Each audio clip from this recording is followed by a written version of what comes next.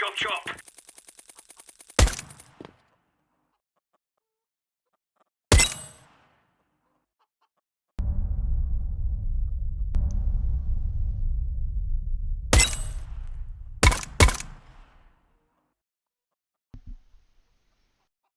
Come on, chop chop. Come on, chop chop.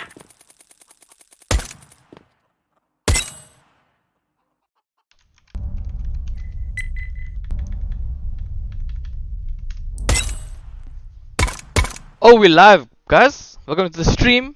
We're busy sorting out some technical things before we start, trying to make sure the crosshair and all the visuals are looking good.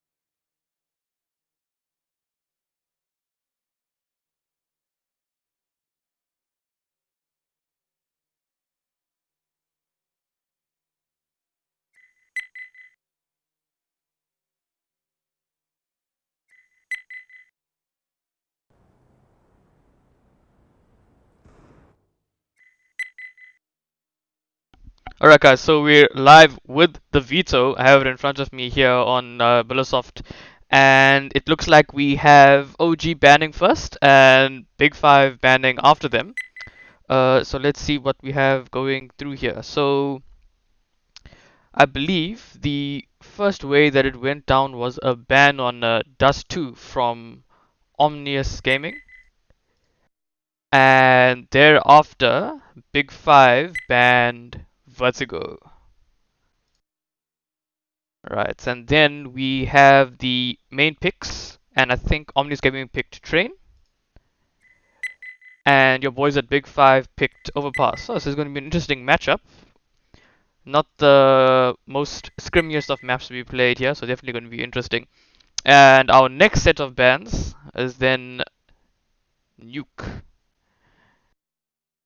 Nuke and Mirage.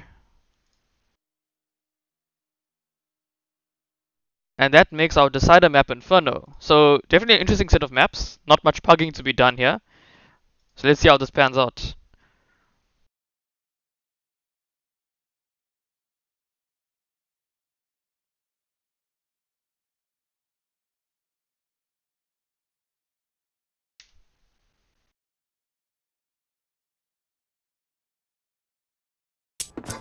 Guys in the chat, if you do see any problems with the stream or anything like that, do let us know.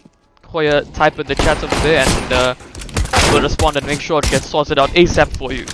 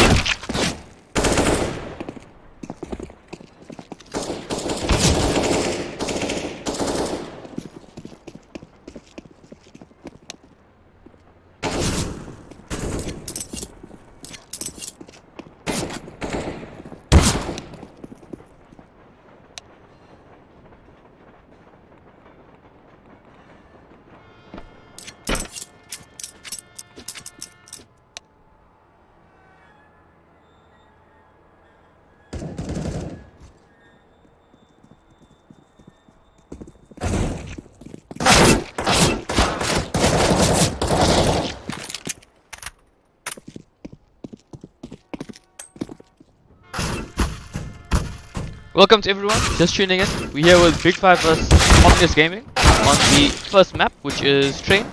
And this was Omnius's map pick, I do believe. Unfortunately, we don't have any live stats for you guys at the moment, so that is a bit sad. Hopefully for the next game we'll be able to generate some and get some live feeds for you going. We are indeed readying up, and we'll be going live with the action very soon.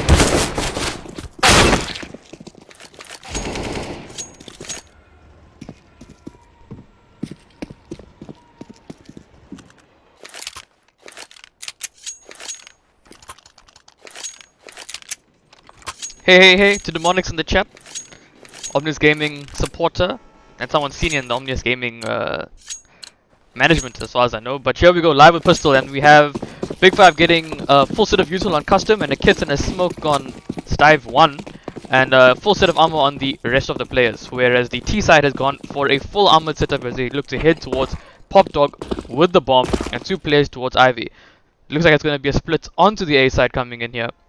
Let's see how it pans out.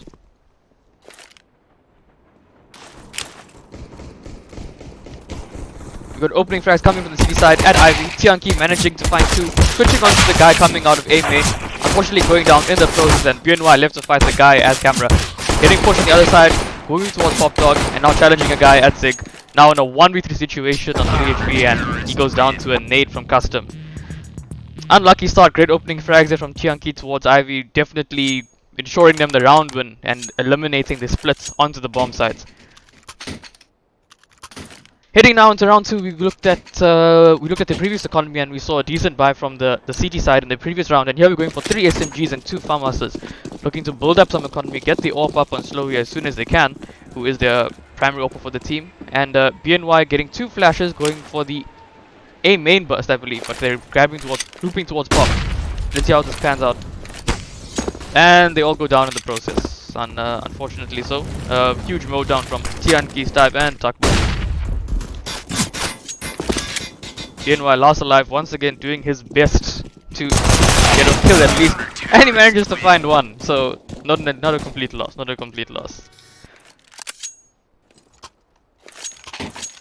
Alright, the T side, having done basically a complete save in the previous round, now comes out with an extremely strong buy. 4 AKs, 1 SG, and we see 4 smokes and 4 flashes, so definitely an execute looking to come out in this round as they look to challenge the weaker firepower of Big 5 here. Once again, we see a decent Ivy presence coming in from Nexus and Lately, and we have Hatch and Sol lurking around the B area. BNY positioned outside A main, and we have a pretty default setup coming in from the CT side, but Slowy has got a lot of control of Pop Dog for free. Fairly unchallenged, and they're also playing 2 players on the B side, surprisingly enough, expecting some sort of B play.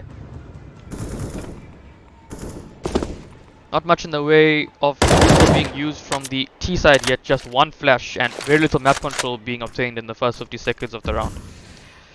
Hatch looking to get some info towards the Pop Dog, and Slowy is not giving him much. Luckily enough, he is playing an SMG in that confined area, which will help him out at least a little bit, so it's the most advantageous place to play it. Not much room to work with there. CD side, however, does still have a fair economy on 3 of their players, so they will be able to buy up next round if they wish, and Stivey getting an excellent opening pick onto Nexus. Simple tap, and that really opens up a lot of the space for the CT side. And BNY returning a flag onto Slowy, and BNY starts working up towards the sandwich area. Ivy Lurker lately now has a lot more room to work with, and we see the T side coming out, gathering onto the A side, BNY finding another frag. Tianki playing more of a lurk as Tuckwalk bursts onto the side, finds the frag onto Hatch, goes down to the hands of Lately. And now we have BNY finding another frag onto Tianki, and into a 2v1 situation, 3v1 situation, sorry, against Custom. Time is running out, however, the bomb will go down in time. And Custom's there with an MP9 full kits. And he's not able to do anything against them. Omnius Gaming winning the crucial tempo swing round, the buy round on round 3. Heshter van Zale, OG support up in the chat, and Mansa. Welcome guys. We got 44 viewers up in here for OG vs Big 5. Let's see how many more we can get. T side coming in with another strong buy, and the CT basically buying absolutely nothing. 3 pistols and armor and 2 USPs on the side, as we see Tuckbok moving in to try and get close towards Pop Dog, and Tianki playing the back of A main. A lot of the players up towards the B and Pop Dog area, and it definitely looks like they're going to be positioning themselves towards B. Custom playing with the Deagle towards the lower ramp.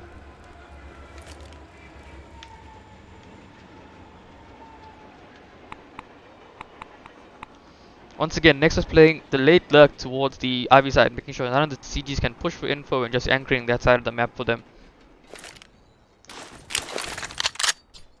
Ooh, if that nade was a little bit early, he would have gotten a decent amount of damage onto Custom. Sol finds an opening frag. And you have lately spamming a player there, and Tuckbok actually takes down a player. Manages to pick up with AK, but isn't able to do much with it, unfortunately. But it's down to a 3v3 situation. A really great damage from the CT side. And Nexus's luck comes into play, finds a frag onto the A sides, and it's on to Custom and Tianki now to try and get something done here. But the T side have a lot of control of the map.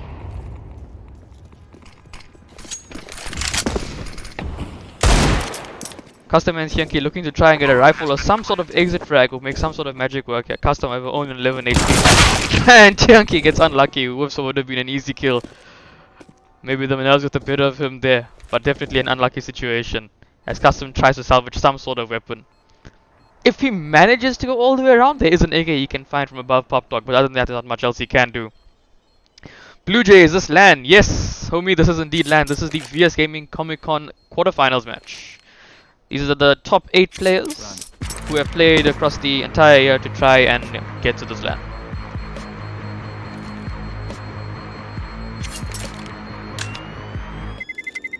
Terrorists win.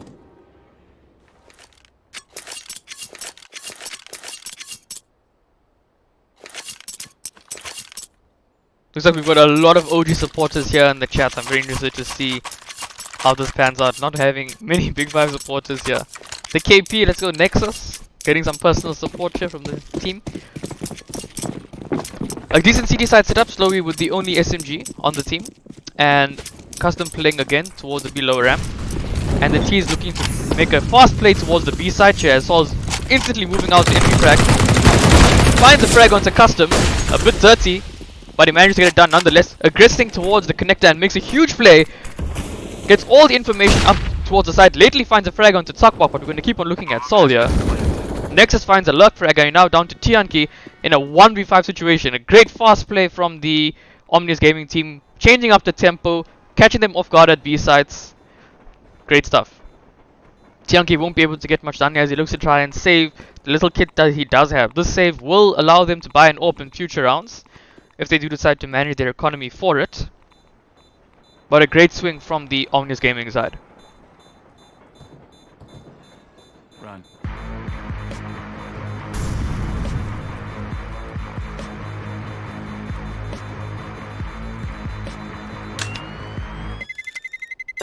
Manza KP showing the love, appreciate guys. Unfortunately, I'd love to have some stats for you guys and some live graphics to show y'all, but unfortunately we were a bit late with setting up the stream. So maybe next time, maybe for the next one. Samantha Timms, welcome to the cast, welcome to the stream. So what's really going to be happening here is the CT side is going to have two approaches. They're either going to want Tianki to try and save again, or they're going to want him to somehow get some impact frags and get them a winnable round. But with 4 USPs, it's not very likely. But the key CT side play to look at here is Tianki. But Slowy's already pushed up all the way towards upper B and is jiggling with his use, trying to get a cheeky frag. Gets the info that that's a player there, and Sol is going to be taking it quite apprehensively. Hopefully he doesn't get baited in by the Zeus. And that'll be Tianki spamming through the wood over there. And we're just going to take a look and he takes out the Zeus player. Finds another one towards the back of B and sees a second player. And he goes down to the hands of Custom with the USP. Takes a fat nade down to 2 HP. And here we have Stivey coming to support him. And I think they're really just going to be trying to do their best to try and get that SG off their hands. Having an SG on the train T side is going to be absolutely massive. That one-shot headshot ability with the scope, ability to handle down range, 666 rounds per minute fire rates. It's definitely a beast in the right hands, and on CT side you're definitely going to want one of those. And Custom does manage to retrieve it. Hatch would have noticed this. And I honestly think the right play here would be to look for the hunt. Tianki finds another frag coming out towards the side, but goes down to the hands of Lately. And Stivey runs away with the USP, tries to look for a different angle. I'd love to see Custom give that Krieg over to Stivey because he's got the higher HP here. And hopefully look for a save. But here we have Nexus holding the Ivy position. They decide to come up. Bomb planted towards the left of the sites. And here we have Stivey lurking up with the USP as Custom looks to save that investment that they had from the round. Stivey goes down to the hands of Nexus, and it's just going to be a hard save from Custom. Let's see what's happening in the chat. Samantha Tim, someone noticed me, of course. Always. Run. Talk Life always interacting with the chat, keeping it up with the boys and the girls. As the teams retreat towards Ivy, let's take a look at our scoreboard here. So we've got Tuckbok leading it up with 6 kills, and Slowy, unfortunately, on 0 kills, is the primary AWP for the team and hasn't been able to get an AWP up yet. BNY 9 for 3 on the T side with a big entry frag on the B rush that they had. So great stuff going in there. And as we take a look at the headshot percentage, 77% and 100% between BNY and Lately. Low kill frag though. So let's see how that heads out towards the rest of the round. Finally, an AWP up on Slowy on the CT side, and let's see where he positions himself with this. Goes towards the back of the bomb train and positions towards camera to look for the A main pick. Won't be able to get any investment from this as Nexus holds the push up onto the Ivy. Tuckbok prepping a flash to pop someone into the A main, it looks like, for a peek. And they do have someone anchoring the pop dog, and that'll be Stivey. Tianki once again fighting towards the late Lurker, who should be Lately this time. It'll be holding towards the Ivy setup. Stivey finds an opening pick onto Nexus with that pop flash that they invested in. And Sol reaggresses towards the aiming position, looking to catch someone off with the AWP. My angle is clear. Stivey finds 2 more frags towards the pop dog, and then Slowy finds another frag on towards Sol. And it's just Lately left live on a 1v5. Unfortunately, we didn't manage to catch any of those frags.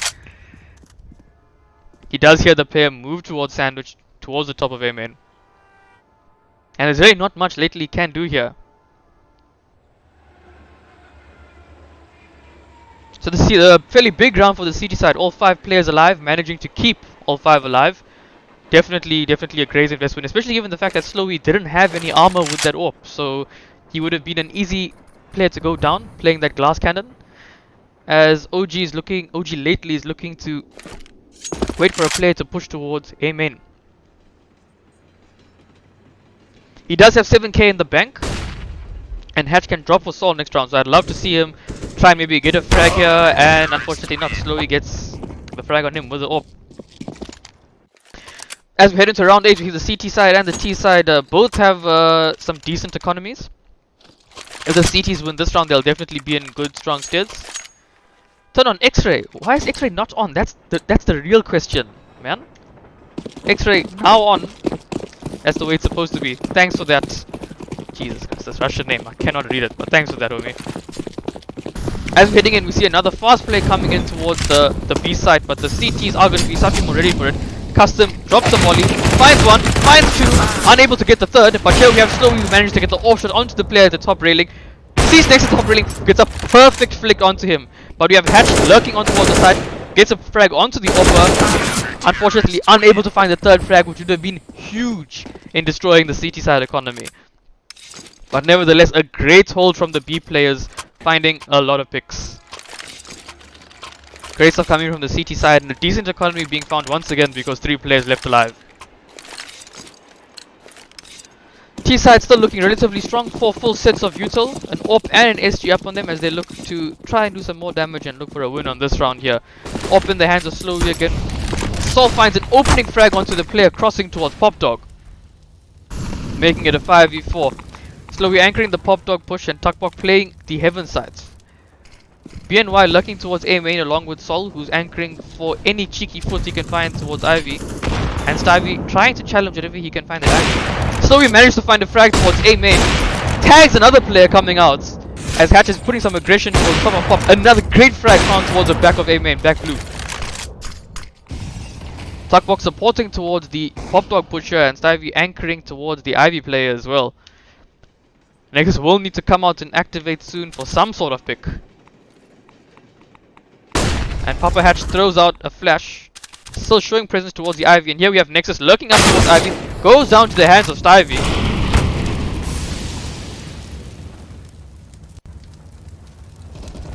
And here we have Lately lurking towards our main. Goes down towards the Whopper. Hatch returns the frag and goes down to a greatly praised HE from Tuckbok. 5-4 is your scoreline to Big 5 Esports. A fairly good back and forth here, but it looks like we've got the CTs getting some tempo on the rounds here. And take a look, we've got 5 alive, 3 alive, 3 alive for every single round. So definitely a strong economy being built on the CT side.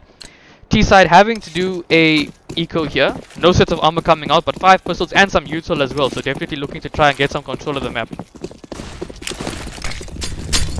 Whip smoke thrown by Hatch and a volley throws on Sandwich, and Hatch pushes right through it, not wasting any time. Finds a play towards Ivy. Stivey gets an HE. Hatch unable to find a frag towards the player, and Stivey actually picks up a second player, and it's just up to Nexus now. Last alive, trying to find a pick. Challenging Slowy, pistol by pistol. Both players whipping, and Slowy manages to kill him. Bomb drop towards the E-box. 6-4 to Big 5.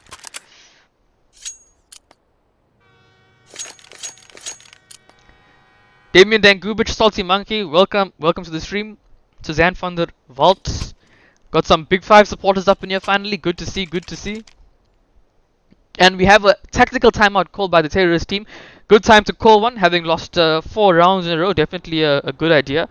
We really do see Stivey and Tuckbok getting some massive frags and some huge tempo swings. The multi-frags coming out in these rounds that are really needed. And take a look at that utility damage from Stivey. 424. That's incredible. 10 rounds in on train. That's not rookie numbers for sure. That's definitely a great amount of utility damage. I do think that he's dropped a molly at B main that a lot of people have pushed through. But he's also had some solid HEs. Goodbye coming in from the CT side. Tianqi keeping the FAMAS, and we have 4 AKs and an AWP. Nexus dropping an early smoke towards the A side and a flash.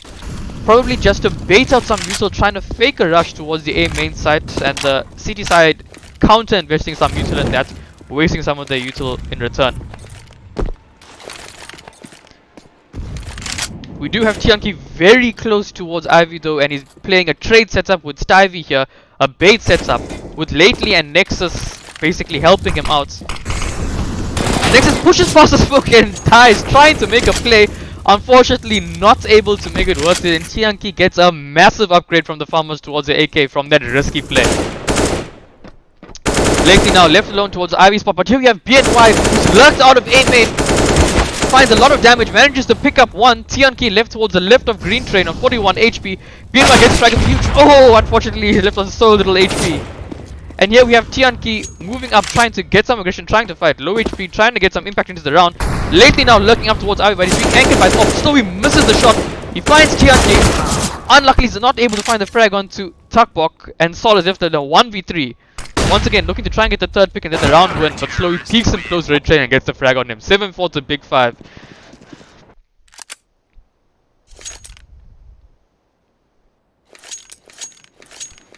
Yes, Salty Monkey, I am aware that Stivey is convict, but I'm going to be calling him by the name on the server so that players will be able to associate and know who exactly I'm casting and talking about. Nasir Krill, Nexus making space. You better damn well know it. Welcome to the stream, #1 girls. Here we have Tianqi and Tuckbok moving up towards the bomb side, anchoring from there. And once again, BNY with the deagle, anchoring towards A main, and Sol with him.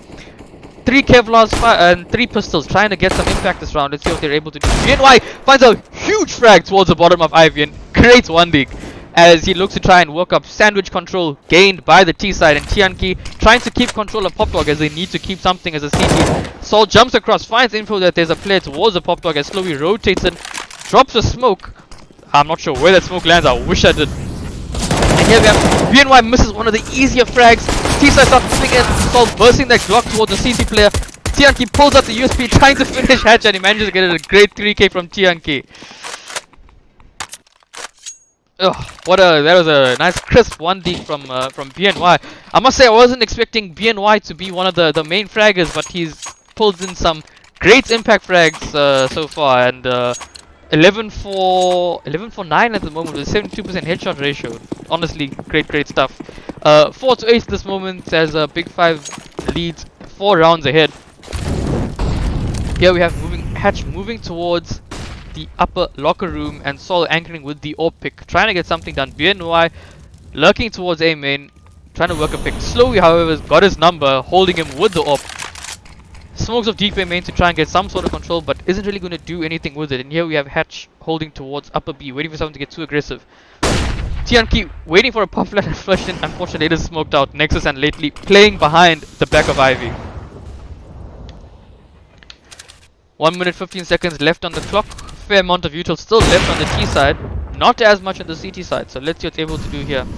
I would love to see the T side get more aggressive in taking pop dog control. I feel like if they had done this on a couple more rounds, they would have ensured a couple round victories, especially on the buy rounds. So he finds a huge flick onto BNY. And we see Tukbok still in pop, Sol and Hatch moving towards the B sides, but we have got Tianqi and Stivy looking to fight towards Ivy here. Tianqi picks up one. Nexus is left alone there towards Ivy trying to get frag. He finds one, is flashed off. Stivy is not looking for the trade, instantly playing safe. But we've got Tukbok who's heard a lot of information at the top of pop and he knows that the T's are falling back to try and get the bomb or to try and move towards A main. Hatch takes the flash, it doesn't work out. Not the best one to throw at that point. I think the timing needs to be a bit better there. And Sol finds a frag onto Slowy, left in a 1v3 here. Knows that there's a player towards Pop Dog. Saw the barrel, is gonna molly him out to try and get the frag. Hopefully, unfortunately, is not able to find the frag.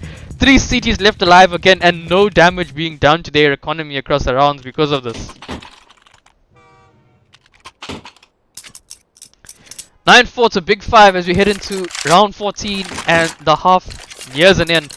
After a rocky start from the Big 5 side, we're now seeing 2 ops and an extremely healthy economy and set of people alive in every round. 10k and 14k alive on Tukbok as we have Custom moving towards upper B this round with the AK.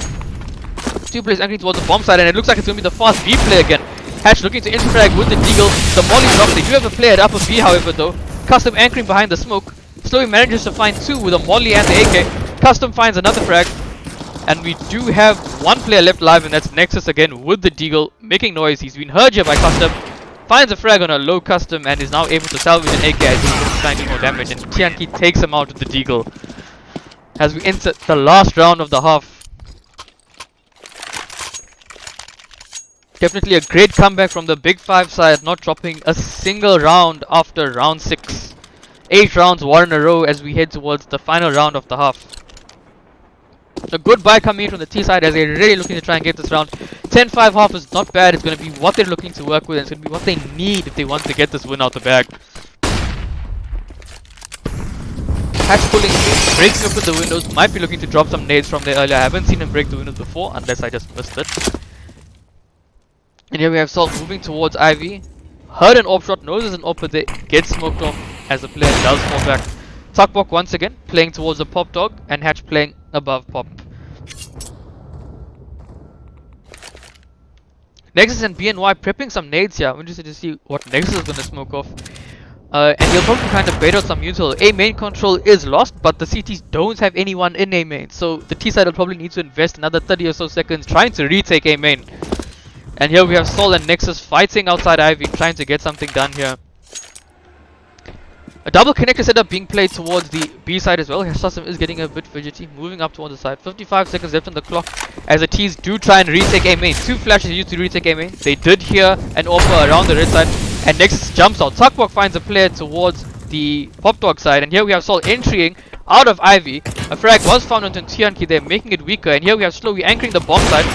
Misses the shot unfortunately. BNY finds a frag instead. Goes down to the hands of Lately and is left accustomed to rotate in along with Tukbok. But Tukbok's dropped the bomb outside of A main and this has just become very winnable. 2v2 situation. Custom and Tukbok vs Nexus and Sol.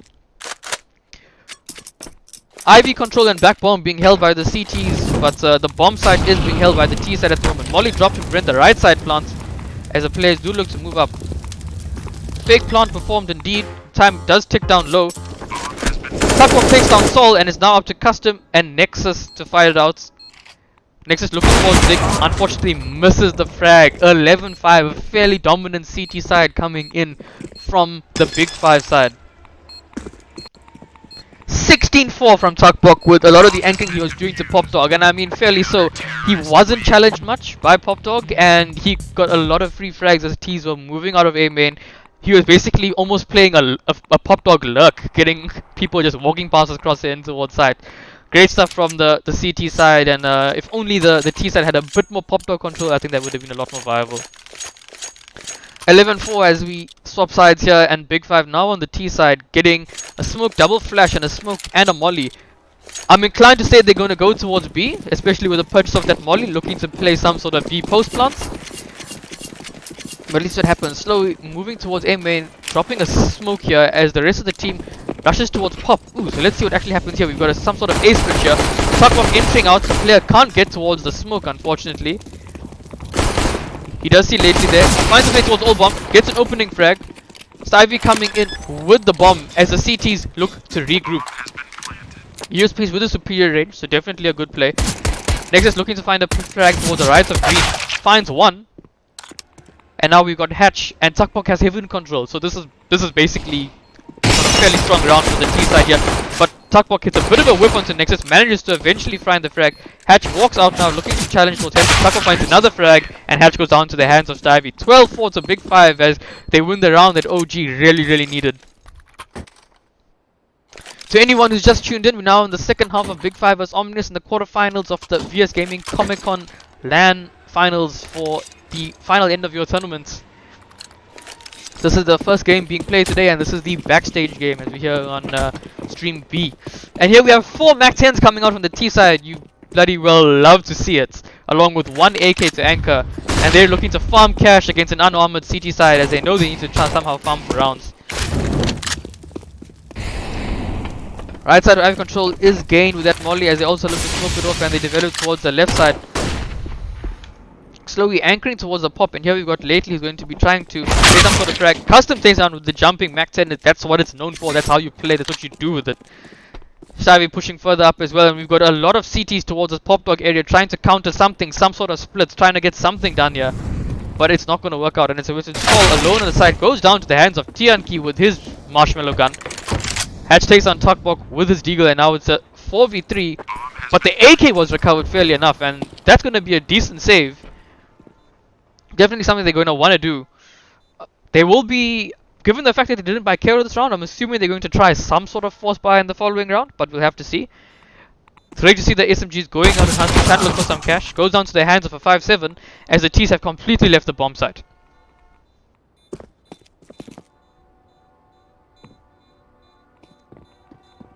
Hatch has heard a player coming out towards the T side of him in.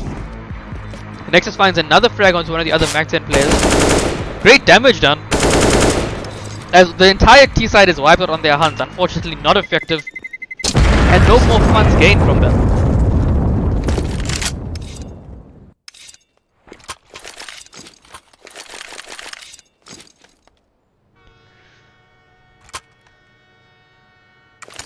CG side now calling another tactical timeout. Omnius Gaming holding their second one, desperate to try and get something done here.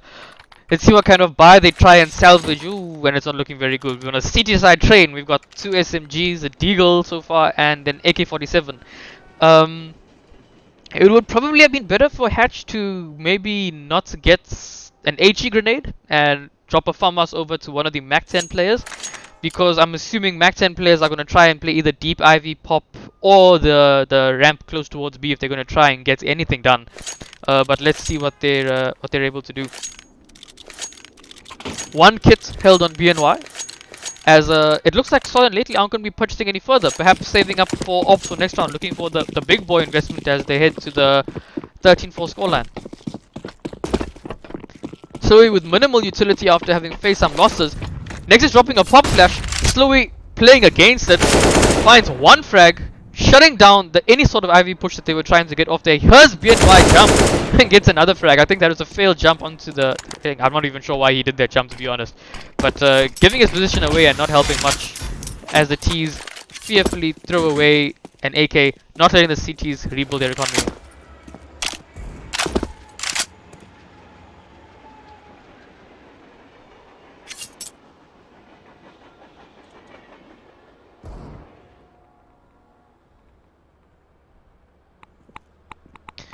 3v5 now between the CTs and the T side, as we have a Max and a Deagle trying to be saved for the next round. Definitely not what you want to see, but Next will be able to drop a Mac 10 for the other players and pick up a Famas if need be next round. As an exit comes into the B side, let's see if Sol's able to find any other frags. He's reliable in the past. Manages to get some chip damage, unable to find another frag. No armor, unfortunately. Lately trying to get another frag as well. Shot down to 1 HP, shipped all the way down. And here we have Nexus trying to get something done, and does have a, I'm not sure exactly why he bought the helmets, probably because he thought they were SMGs in the previous round. And unable to find the frag, and 5 alive on the T side, and things are looking grim here for the CT side as it heads into the 14-4 scoreline. No trip, they did not add the run song towards the end of the bomb explosion. That's my personal music kit, that's what I use. Without a music kit, it's just going to play the default music.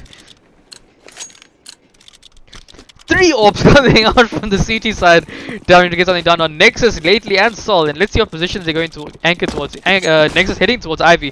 Lately getting a boost up on towards above Zig, but the C's are very pushed in. But he finds an opening frag onto some early aggression there. And Sol gets another orb pick towards upper B, so the 3 orbs really showing some value over there. Great stuff found from a very aggressive run from the T side as they tried to get some quick control against what they thought would be a much more weaker CT side. But I don't think they expected 3 cannons to be pointed their way. Sol playing very far back, gets chipped down, probably trying to stay alive at this point. So if he dies here, he knows that he puts the T side into a lot of trouble. Rotates coming in, the top has been smoked off, and we do see Slowly holding a flash that he does flash out with as he looks to head towards the lower ramp, which is smoked off for him. And he's just going to be holding, trying to get some sort of frag here, and he is escorting the T side on towards the sides. And another molly thrown towards the connector side, preventing the peek from the orb. Sol does manage to find another frag as Slowly is working up towards the further sides. Sees one coming out of con, unable to get the frag, and is now stuck on the 1v5. Finds one frag, 3 players are low, but Lately manages to catch a glimpse of him and takes him out. That would have been a very clutchable 1v5 situation, so definitely unlucky that it turned out that way. 14-5 to Big 5 as Omnius Gaming attempt to make a comeback with a very strong economy on the T side, means that they will be trying to get up some sort of buy here and definitely trying to win this round here. Big 5 calling a timeout instantly, breaking the Omnius Gaming mentality, their psychology, the CT side, not letting them get any tempo. Definitely I'd say more of a psychological play than a tactical play. I'm pretty sure they're pretty confident at that point. They don't really need to call anything. They could probably call a strat on the fly. They're just trying to slow that CT side down and not let them get anything else. I'll put my money down on that. Obviously, they could be discussing some sort of complicated strat, but I don't think it's as likely. 3 orbs out once again, which probably means that they're going to invest a lot of util into smokes and try and cut off as many angles as they can. Nayori Muzuki rooting for OG, wanting them to bring it back. Let's hope 14-5 and a Big 5 fragging power. I don't think it's likely, but let's see what happens. BNY taking his orb up towards the bomb site, and we do see a lot of locker room presence being obtained from the T side. Moving towards B, mollying off the back, preventing an orb from getting a peek. Hatch flashing in, so we've got a double B side setup from the CT side. And we do have TNT here trying to get some sort of info towards B and gain some control of top. Slowly playing a lurk towards Ivy and playing it fairly confidently, moving up alone, no one else to trade him out, gain fair amount of control on his own with his own stack of util, and Stavy playing towards the back of him and preventing any over aggressive pushes. Slowly pushes to the smoke, unfortunately not able to get the frag onto BNY. We've seen a bit of deja vu there. We saw the T side try this out, and we saw Nexus also not getting any value out of it. But that's the South African meta for you. You gotta love pushing through smokes and trying to make plays. And here we have only one player towards the center of the B side, but Nexus has now rotated in, given the fact that they do have the man advantage. And the T side will be trying to set up something here. Tuckbok out towards Pop, showing the barrel, trying to bait something out. I love that Pop flash. One of my favorite Pop flashes to throw outside of Pop. Great to see it. Easy frag obtained onto Sol with that Pop flash. I'm glad we managed to catch that. And the A side is definitely going to be a bit more apprehensive on A after that. And you see a fast flash coming out and a burst onto the side. Hatch playing behind the spindle. TNK, however, absolutely destroys him. Nexus coming out towards the AWP. And here we've got 2 AWPs on a retake. Definitely not what you want to see, especially given the fact that they've already got the lurker in terms of Stivy. And Stivy has a molly as well. And Tuckbook has a molly. So things are definitely favoring the T side here. Nexus finding a frag with the AWP. Nexus going down and lately left alone in this 1v3 and hopefully trying to save here as there's not much he can do.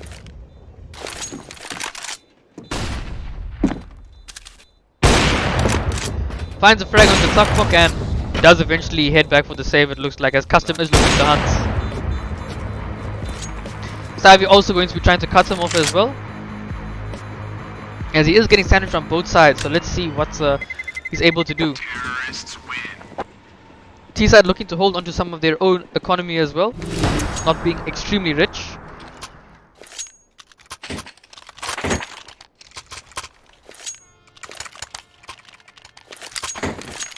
A fair buy coming out from the T side and a fairly stunted buy coming out from the CT side. Only 2 players with full sets of use of one of the players running a deagle. Match point for Big 5, and unless lately manages to get massive impact frags with that AWP, we're not going to see a win here. Going for the same boost and zig as the previous time. Savi lurking towards the A site and Sol working up towards the lower ramp, gaining control of the off angle towards ramp. However, this position is much stronger when played with another terrorist jiggling down for you, and I think he does feel a bit scared. He does fall down to a safer position, not wanting to give away the round. Hatch not falling for the pop flash, sees the graveyard tombstone drop and manages to find a frag, but he gets traded out instantly. A favorable duel for the T side. As Yankee climbs back up the pop and throws away the AK. He's like, no, no one's getting this. BNY manages to get a frag deep A main and gains control. If he pushes any further, he gets the bomb, but I think he's a bit scared to do so, and rightfully so. But Slowly's got a lot of control of Ivy, and Nexus is aware that this could be happening, and he's anchoring towards the back of it, towards Green Train. Let's see if Slow is able to entry frag and get some sort of opening duel here. If he manages to win that fight, it'll be huge. Bomb is all the way back towards spawn, so it's going to be a bit of a mission, and we see Slowy retreating all the way back. He starts walking so that BNY can't hear the rotation from him. And the T side has begun making noise on purpose towards the B side as well. Lately rotating in towards the B side, trying to get some presence.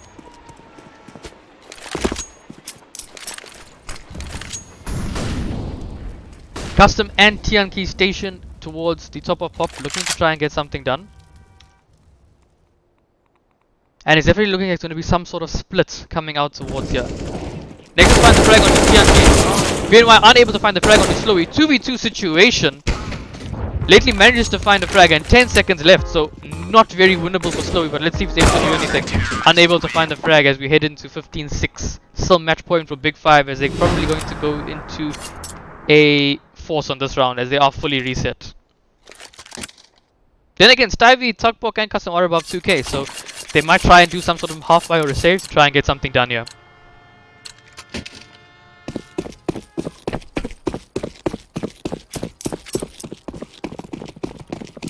Two smokes and a molly being held by the T side. And Hatch moving in towards pop with it. Oh, but we looks like we have a rush coming out here. Slowly coming in fast with the Glock. Trying to make space. Sol unable to find any more frags with the main rifle. Switches over to his pistol. Is however burning in a molly down to 14 HP. Custom is behind him. Finds a frag onto him and the bomb will be able to go down. And indeed it does. Stivey left here with the CZ. Has been heard by the player and he goes down.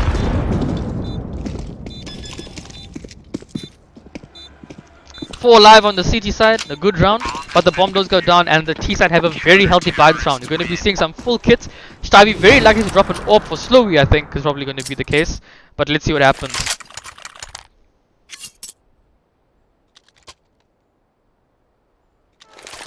Good economy and kits on the T side as well, and it looks like they're not opting for the AWP setup, they're opting for the full rifle setup.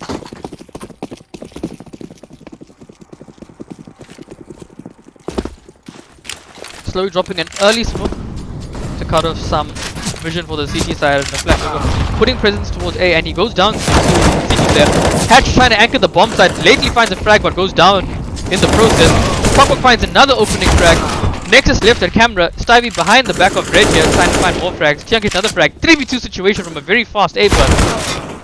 Now a 2v2 situation and Custom trying to get something done here. The player on the train is very low and Nexus is down to 64 HP. The T side is falling off. They have seen them head towards the pop and return towards the B side.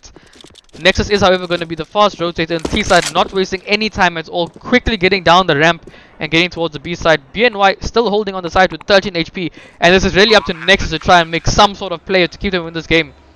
Tianki probably won't inflict him in this position, and indeed he doesn't. It's up to Custom to clutch now, 1v2. A smoke and 2 flashes being held by the CT side. And the CT side will predictably be looking here towards Custom and towards the upper B sides. He has had one player towards the bomb. He's seen one player towards into the side. And he closes out in the 1v2 situation. Very easy frags. 16-7 to the Big 5 side as they take down OG. We'll be taking a bit of a break now as we head into map 2.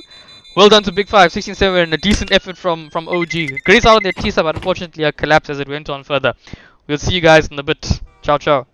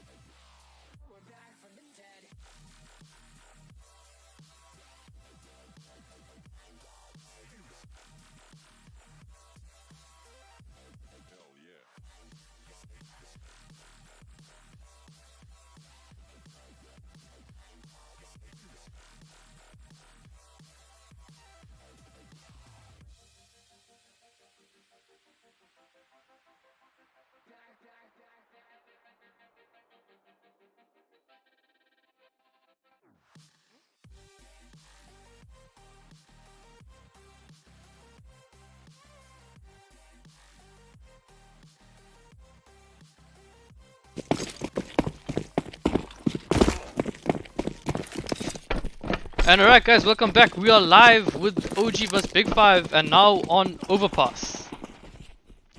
We've already headed into the pistol round here and we've got the CT side getting 4 armors, a kit and double flash, and we've got the T side with 2 smokes and 2 flashes as they head towards A. Well, with this positioning and the amount of control they're taking, they could be going anywhere, but I think it's safe to assume that they're probably going to do a double smoke onto A and try to take the side. Next is peeking out for some info and he finds a few plays towards A and he's seen the bomb as well. He is however under pressure and alone, so he'll need to get some sort of work done here. Manages to find 2, manages to find 3, a massive 3k from Nexus. And he's now 2 more players, manages to gush another player as well, and he's doing great work here. The other player has managed to split off. And we have Stivey who goes down to the hands of Lately. And Taco manages to find 1 frag, but goes down to the hands of Hatch. A great try from Nexus, and definitely instrumental in winning the CTs that round. As we head into round 2, Omnius Gaming once again have gained the upper hand at the start, and let's see if they'll be able to follow through for the entire round.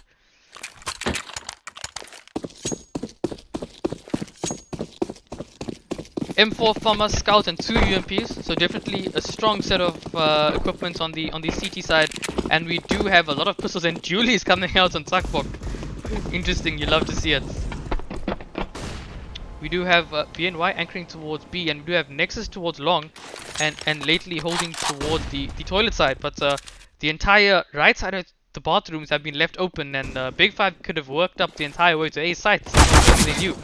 Nexus however has pushed behind them and has got info, slowly looking to try and frag him as Nexus finds him instead and puts him into the ground. They do however have Custom who's trying to find a cheeky frag onto Nexus, unable to get the 1D, looking for the tip of his helmet, unable to connect the shot unfortunately. But Nexus is checking some chip damage and the bomb does go down, and what the T side would have been looking for.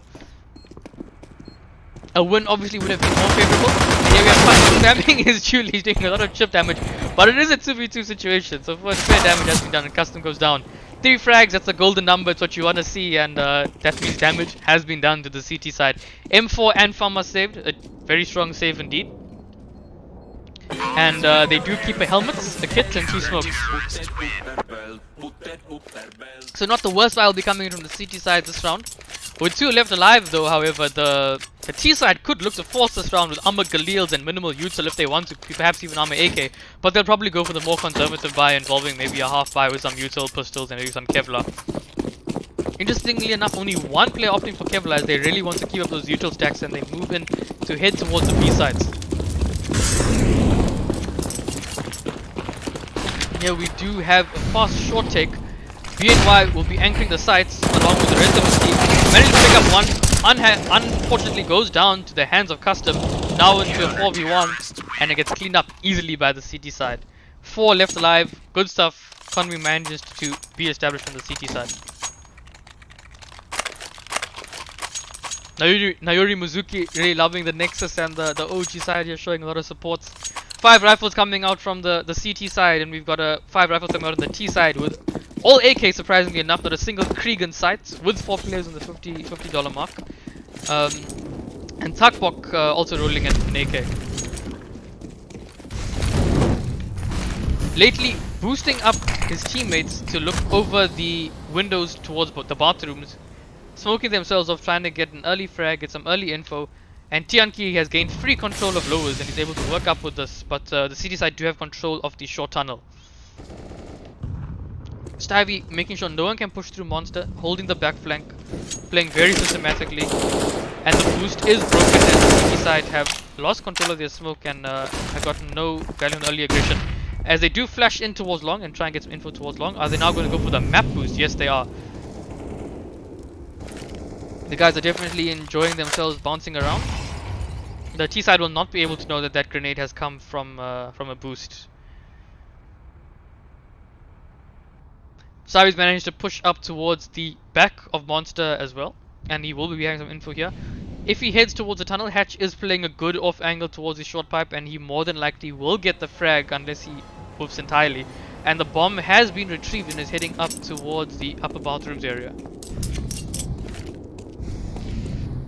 Lately, Nexus has split their boost, and Nexus is looking for something. finds one player with his knife out, goes down to the hands of Truck, managed to get a ding. Comes lately now to try and get something done. He finds one. He does have some damage plays in front of him. Instead punishes the long control that he got for free, and Custom will smoke him off and take the sides. Sol is smoked off at bank as well, and he doesn't push through it, doesn't get aggressive, waits for his team to come together. Lately looking to try and get a frag from behind, and Stivey is coming behind him. A 4v3 situation on the T side.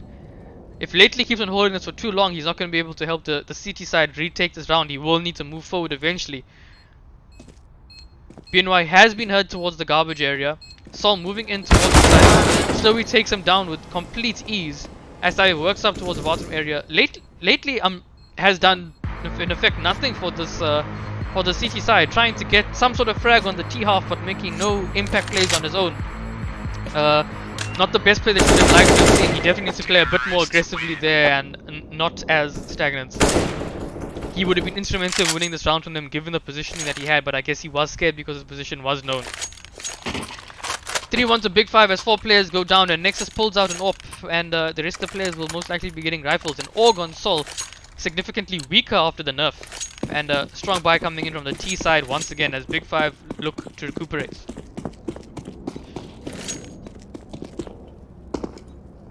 Boost going up towards Long over here as Lately and Nexus are really enjoying climbing on top of each other. Bomb is left towards the ladder, and the T's are really taking their time to take mid control. Savvy working up short control, which was previously owned by the CTs in the previous round. Hatch only with a deagle kit and a helmet. I hate seeing CTs buying a helmet when they know there's a full buy coming out. In fact, 4 helmets have been bought on a not very striving economy on the CT side. You definitely love to see a bit more discipline when it comes to that. And Nexus takes some damage as the glass cannon with the AWP. Lately is in position to try and get some sort of refrag or trade if he does get down, but still playing alone. CT side on A side very split up. Definitely going for some solo plays. Slowly crouch picks out, manages absolutely punish Lately for holding that position. Nexus does have a peek out with 34 HP and gets a frag onto Slowy. A great trade frag with the CT side. However, still favorable for the T side as they maintain control of the bathrooms area. Talkbok holding up with some sort of push as the CTs had now split into a 2-2 setup. 2 towards A, 2 towards B. BNY jump peeking the short pipe and Hatch holding the push out of Monster. Someone can crawl out of Monster there with that position that he was holding, but he does fall off towards the bridge area. As we do see what looks to be like an exit onto the A side coming from garbage smoke. Does he get the play at Optimus? He does see the hit. Sol however isn't giving much. He does go down eventually. And Tianki finds a frag onto BNY, and it's now left up to Hatch with a deagle kit and a helmet to try and get something done here. Ooh, he could have killed the planter, but it was just a bit too late. And Stivey punishes him with another crouching shot. Crouching Tiger hidden headshot. 5 players go down. Economy resets. 3-2 to OG as Big 5 have got the economic advantage and are going to slowly start leading the way as they own the economic meta. We're seeing a full save coming out with Lately getting 2 flashes. More than likely going to flash his players outside of Long to look for a frag. But if the T side is going to be playing slowly and they take it methodically like they did in the previous round, they'll get no value out of this. And look at this map split. We've got 5 players towards the B sides and 5 players towards the fountain area, and they have full information that no one's come toilets. Sol's going to go into lowers and is going to see that it's completely clear, and they're going to pretty much know that all of them are towards the B side. But here we have Stivey coming up slowly. Spots Nexus's head, but BNY is right there in front of the USP. Unfortunately, you're not going to do much with a quiet pea shooter like the USP against full equipment. Lately looking out, trying to get something done. Now a 5v2 situation gets absolutely hotted by Custom, and now we go into Sol versus Hatch against this team. Hayes coming in from the A stream. What's happening on the A stream side, my man? How's it going there? Who's playing? I actually wish I could watch both matches, but unfortunately I cannot. Custom and Stivey moving towards the lurk positions, and here we have Sol and Hatch trying to get some sort of frag, some sort of economic damage done, and it's just not going to be working out. Sol quickly coming in, getting that pizza 50, throwing away that USP. We all know that gun's terrible, guys. I mean, come on, against armor, you don't want to be playing that. Ugh. And here we have Custom moving up, tapping away at Sol, shooting some bots. Nicholas Stradom, are these players like Nova or MG? No, they're not Nova MG. They are like more between Silver 2 to Silver Elite Master. Yeah. This is the rank C tier of SACS. Definitely not too great, But yeah, we'll see how they get together. And here we have the CT side again on another save. 2 sets of Kevlar and 5 pistols. 2 HEs coming out as they try and get something done here. Haze, A stream is like B stream but tremendously worse. Oh, you hate to see it. Any feedback for the A stream to improve their stream? Hopefully they can get something done. We can convey that information over to them. Hopefully get a more pleasurable viewing experience to everyone. As the CTs are gathered towards the B sites with a boost. Not much going on. A fairly stagnant round as the exec does come in and the flashes. Let's see if Hatch is able to get anything done with the boost. With the deagle shots, falls into a molly. Custom anchoring towards the back. Sabi manages to pick up an opening along with Suckbok. Slowy here with the orb. Misses the shot onto Hatch, pushes up with the pistol, feeling the confidence. Along with BNY, Hatch goes down. BNY looking to get some sort of frag here. Nexus coming in with a cheeky flank, trying to get a pick. BNY here found a frag onto Sabi, cheeky headshot, goes down to hands of the water player, and Nexus goes down to the AWP.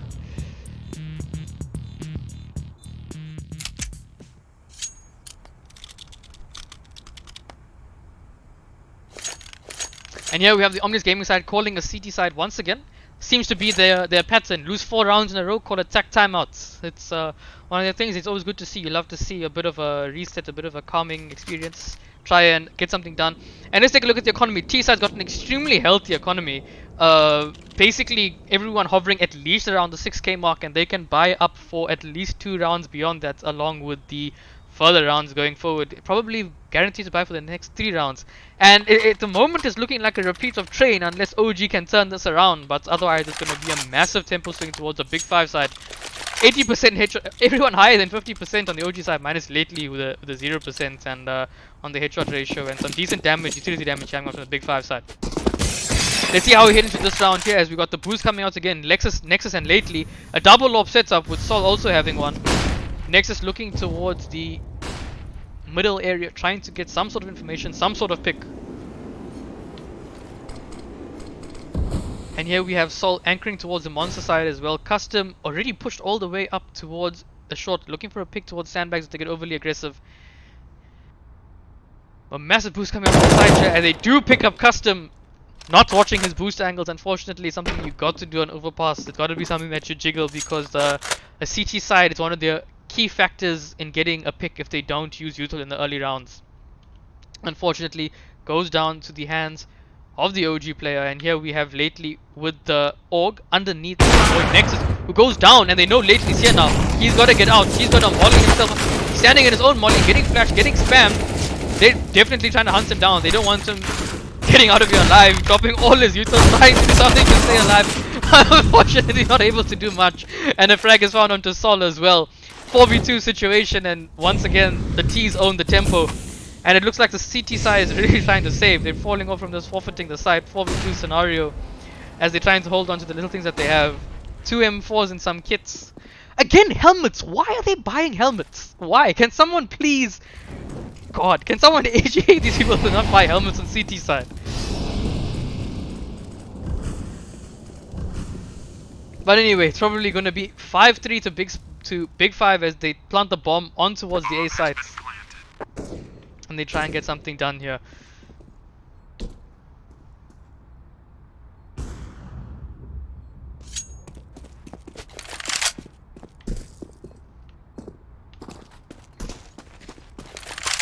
T side throwing away as many guns and as much util as they can, so that CTs don't have anything to salvage that could upgrade their machinery from an M4 to an AK to get that one-shot headshot advantage. Run. Johan Kruger getting dinged through something and having no helmet sucks. No, fair enough. That's true, but it's not what you do at this level. Those $350 helmets is vital for getting yourself a Smoko and HE, which will be much more valuable. Nairi Mizuki helmets are fashionable. Shake my head. That's very true. I retract my statement. You got to be rolling with the helmet in that scenario.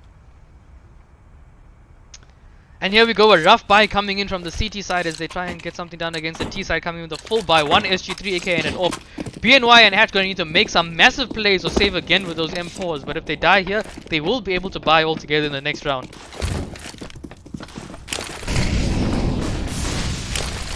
Lately dropping a flash out towards short pipe as they look to challenge some teams. Lately spamming the smoke, managing to do a lot of damage, gets a frag onto the play, throws the smoke, misses the play that he hit for 89 damage or so, and is now into a 3v5. A great CT-sided setup and play from the OG side. Slowly working towards the toilet side. Tuckbook finds a frag, it's into the side, and this is very winnable for the T side. They have no control of the actual B side and have a lot of short control instead. They've also got slowly playing a lurk towards the A sides. Ineffective positions being held by the CT at the moment, holding the little control that they do have, and 2 rifles held. I'll definitely want to see them go for the win here, especially given the fact that Hatch has a kit. T's taking their time, trying to find another frag, making sure the site is fully clear, and they're probably going to drop a heaven plant now that Slow is pushed up all the way towards the sites. A great counterplay from the T side as Hatch looks to get boosted over the sandbags and find a frag. Does a lot of damage to Savi, but he's unable to return the frag. Bomb has roughly 30 seconds left. A volley comes out that buys them about 6.5 seconds of time. So let's see what they're able to do. Sol and Hatch working up with the rifles. Savi manages to find another frag. In 3v3 situation, Sol finds a great frag towards the graffiti player. Looking towards Heaven now, but he knows it's planted for him, so he's not going to get too aggressive. Heaven player goes down. Savi finds one more player. Sol taps the bomb on 22% HP. Doesn't have a kit, they're standing on top of each other, going for the knife, gets the knife, a single punch with a shadow dagger, and he gets the frag of Sol and dives the bomb. Oh man, you love to see it. Shadow daggers, tiger tooth, one left click, one little stab with that stabby boy, and he gets him in to the guts with the shadow daggers. 1.5k in the bank with that frag, and oof, you hate to see it. That's not a good way to win that retake. And this is your quarterfinals match, 6-3 up to Big 5. Omnius Gaming looking to try and make a comeback here. A great round from before with managing to build up some economy. 2 orbs now on the side again in the hands of Nexus and Sol. Custom is already pushed up towards the short pipe again. We love seeing him aggress towards his position and gain control. BNY and Sol regaining control of the monster area. And here we have Hatch jumping around, trying to get some sort of info, playing a double setup with his other teammate BNY towards short, holding a pseudo crossfire, and Nexus and lately falling off of long, happy with the fact that they haven't seen anyone, and trying to move back towards the bathrooms area and regain some control.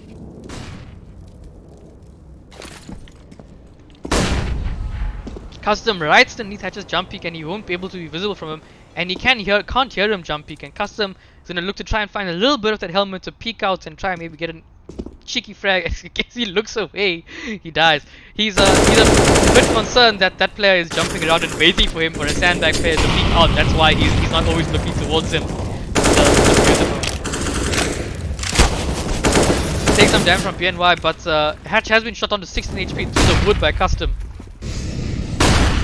Sol finds a frag towards the monster player. Stevie trades him out. BNY finds another frag. And now the site is left up to Nexus and Lately to try and retake. Do they go for this retake? It looks like they are going for a 2v3. If they find a frag in the next 15 or so seconds, this will be winnable. Other than that, it will be fairly difficult as both of them are coming from the same point outside of Heaven and they will probably be watched. The info has been found. One player has been spotted. Savi jiggling, going for some info, getting some peeks. Tuckbok playing conservatively, allowing Savi to play the contact on the sides around the pillar.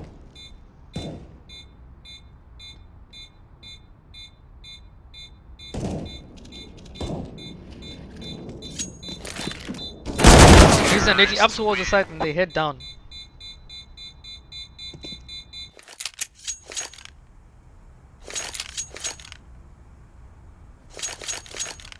Ravi Panda claims she's trying to fix the sound issues. We'll be back to normal ASAP. I'm not sure what the sound issues are. If there's any sound issues on this stream, please do type in, do let me know. I'll try my best to sort them out for you guys as well. And here we have 357s apiece, 15 a deal coming out to 2 sets of Kevlar from the OG side. Let's see what we're able to get done here as we do have Tianki lurking towards the lowest area, countering a smoke and trying to play around it. Nexus and Lately will try and get some damage done, and it looks like we're having a repeat of what happened on Train here. The opening rounds found by OG as Big 5 then make a comeback on the buy rounds. Hatch once again boosted up towards the sites, and BNY looking to get a frag towards the lower push. Again, very systematic and slow control being gained by the T side around the toilets area.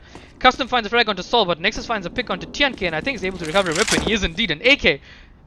And does he get the frag onto Stuyve? This will be huge if he gets this frag. Pulls up the flash, is playing anti for the lows, but he peeks out in towards short, doesn't find anyone there. The real question here is Stuyve. Does Stuyve get this frag? Nexus spam, gives away his position, gives away the AK.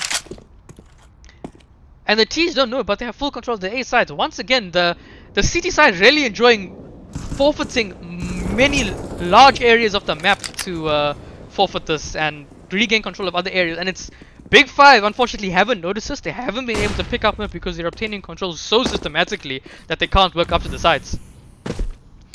Nexus and BNY once again trying to save. Nexus with an AK, and the T side do gain control of the B side. They do find BNY, an easy frag to find. Can't put your crosshair on two players at once, and it's up to Nexus to now try and get something done. In a 1v3, will be able to buy this round. Definitely worth going for the frags and not worth saving, but with the T side having this strong of an economy, it's questionable if you're going to call them impact frags. Crawls out of the smoke, slowly than I think it's clean. This is the second time we've seen Nexus push through the smoke to try and make a play today. Let's see if he gets something done. Finds an open towards the sides, almost whiffs, finds him.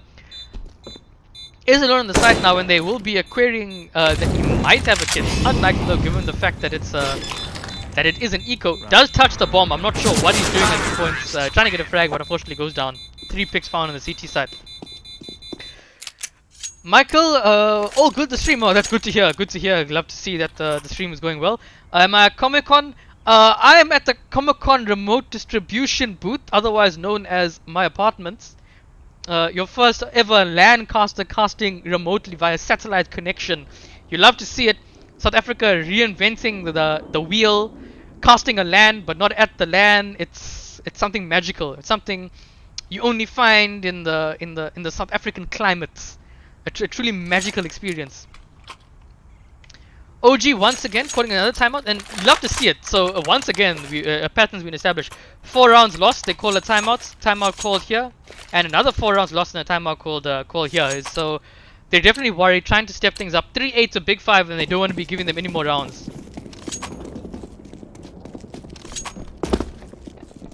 Two ops again on the CT side, and they haven't been able to get much value from the setups as Nexus goes for a cheeky pick towards here. If he manages to get one, I'll be surprised given how disciplined Big 5 have been in getting these this fountain control. And Nexus might have heard Tianke push him all the way towards long as he was running, and Tianke is completely Sonic the Hedgehogging all the way up long, and he's motored towards the A side. A complete change in tempo from the Big 5, and they won't even know he's all the way up here because he's just come so fast, and they've often surprised that they're not holding long, and Nexus sees Tianke and completely kills him from behind.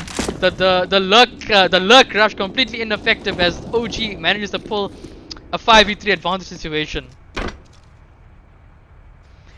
And we got the rest of the terrace left towards once. So slowly finds an opening frag. Custom pushing up towards short towards sandbag, dropping smokes towards the bridge. Is mollied off. He's gained a decent control of the sides to enable the T some sort of plan. BNY trying to spam the smoke, trying to get something done. All the CTs here ready to come and try and fight. Lately finds a frag with smoke. Nexus finds another frag on the jump. Custom looking to find a frag. Picks up Nexus, but Sol trades him out of the orb. 8-4 to OG as they finally manage to recover a round. Let's see what they're able to do, if they're able to do it again. 3 rounds left, and the terrorists will pretty much be able to buy for the next 2 rounds at least, and with enough recovered economy, perhaps the final. The previous halftime score on Train was 11-4 at halftime. Let's see if we can repeat.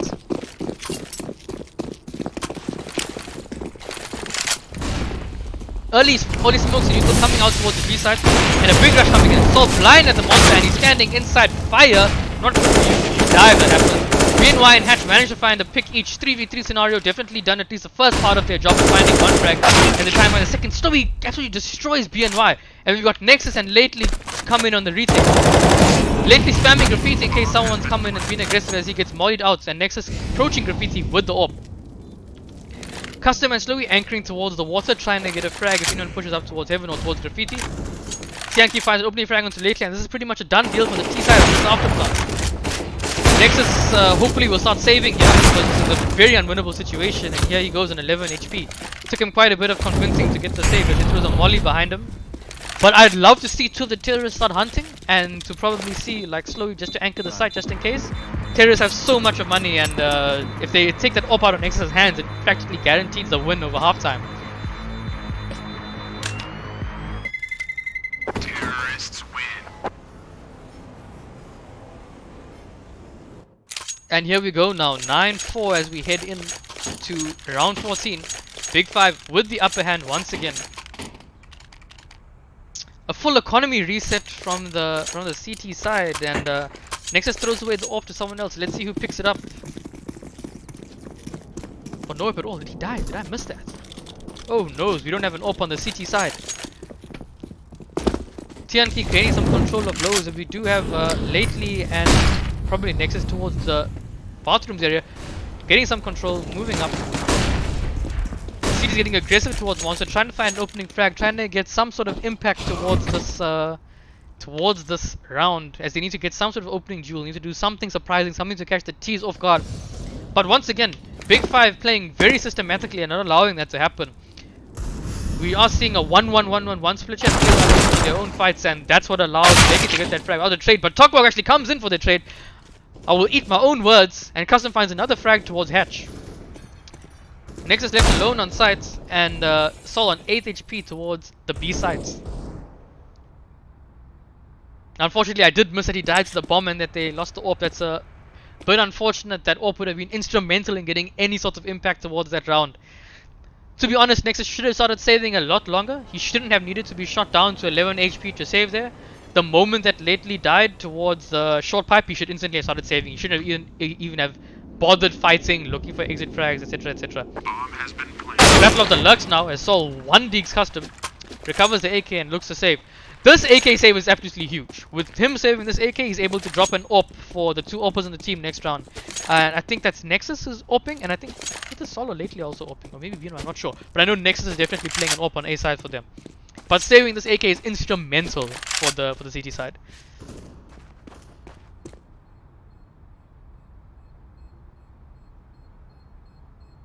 Run. A dominant T side coming out once again from Big 5 as they enter the 10 round mark, and they'll be looking to get that 11th round. Definitely is looking like a repeat of things which you hate to see, as Tuckbok picks up the frag onto Sol and cutting off that AK. And you hate to see it, but the economy is huge. The economy is big as they come for the double AWP setup. Lately and Hatch buying up AWPs. The triple AWP setup once again. The triple AWP setup is what won them the rounds on CT side of Train. Will it get them round 15 on the CT side of Overpass is the real question. That's what you've actually got to look out for now. Custom moving up towards short pipe again, gaining control solo. He's done this so many times. As CTs, it is tremendously easy to gain control of short pipe alone. If you just have like another player challenging the lowest area and you have enough users towards the short pipe, it's easy to take. The fact that Custom's been allowed to take control of this area solo for so many rounds is a huge problem. And he finds a double opening onto the players, blissfully unaware. Sol does trade it out, but it's a little too late as they left with 3 AWPs. Unless the AWPs get aggressive and find opening picks, it's basically over at this point. Up to Lately to try and anchor and get the multi-frag of his life here.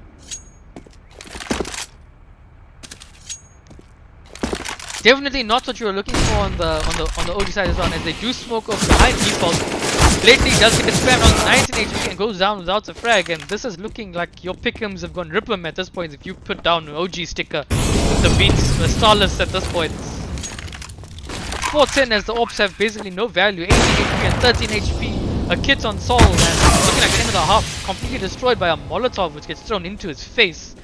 Take a nice bottle of Jack Daniels and a bandage, lit on fire, and you go down there. Sol left with an AWP and he's gonna play to win because it's the last round, but is it likely to get the frag? Probably not, as Yankee finds him. 4-11 to Big 5. Once again, an exact repeat of Train, 4 rounds on the T side half. Savvy, Tuckbook and Custom pulling up the frags up in the front. I must say I'm quite surprised. I'm not seeing Slowy fragging a bit more with it off. I would have expected him to be getting a lot more frags, but hey, regardless, it don't matter if he's impact fragging this much. I mean, 4-11 up to the big 5 side as they go towards CT. Good halves all around as we see four Kevlars on the CT side as they look to just play aim duel, and Smoke in a kit on Stivey as he looks to ninja the bomb. And here we have all 5 CTs coming towards lowers, the unorthodox strats. They look to try and get something down. A big fight here towards the T and CT as they look to fight it. They fall for the baits, and they try and fight it instead of falling back. And they go down 4 alive. And 2 players retaining their Kevlar, only having to spend 350 to retain the helmets. And that scenario, as soon as you see that fight, as soon as your first player dies, the important thing to do there is to not trade. It's a complete bait setup. You end up going into a funnel. It's what happens when you're too aggressive, you're too keen to look for the frag. You need to fall off as a team there and regroup, but that's obviously a lot harder to coordinate in the heat of the moment. Round 17, 12 up to Big 5 as we enter the buy round of Big 5 with a strong set of economy. And we see the 5 T's heading all towards the B side. TNT with a lot of control towards the monster areas as the T's look to burst out of short. Tuxwalk absolutely destroys them coming out from heaven as well. And we do have Hatch last alive and he goes down to the hands of Stivey with an MP5. Great money farmed on the CG side as well. Not that they needed it. 13-4 up to Big 5.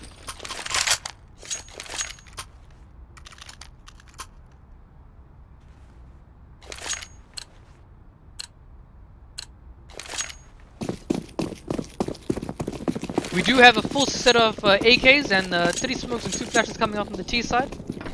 Hopefully we will see an execute coming out here, but Stivey is getting aggressive towards lows and smoking it off. They have smoked each other off and they volleyed off each other as well.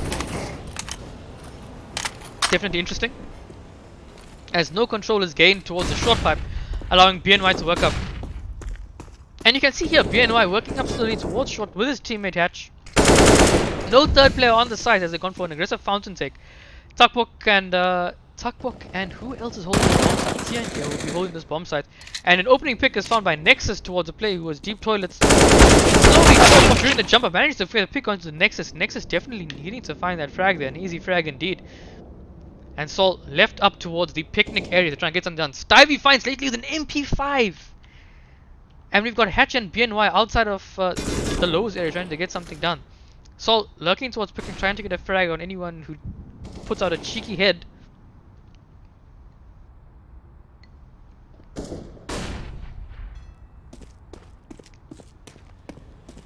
And here we go, Stivey working up towards the side, getting back to a safer position.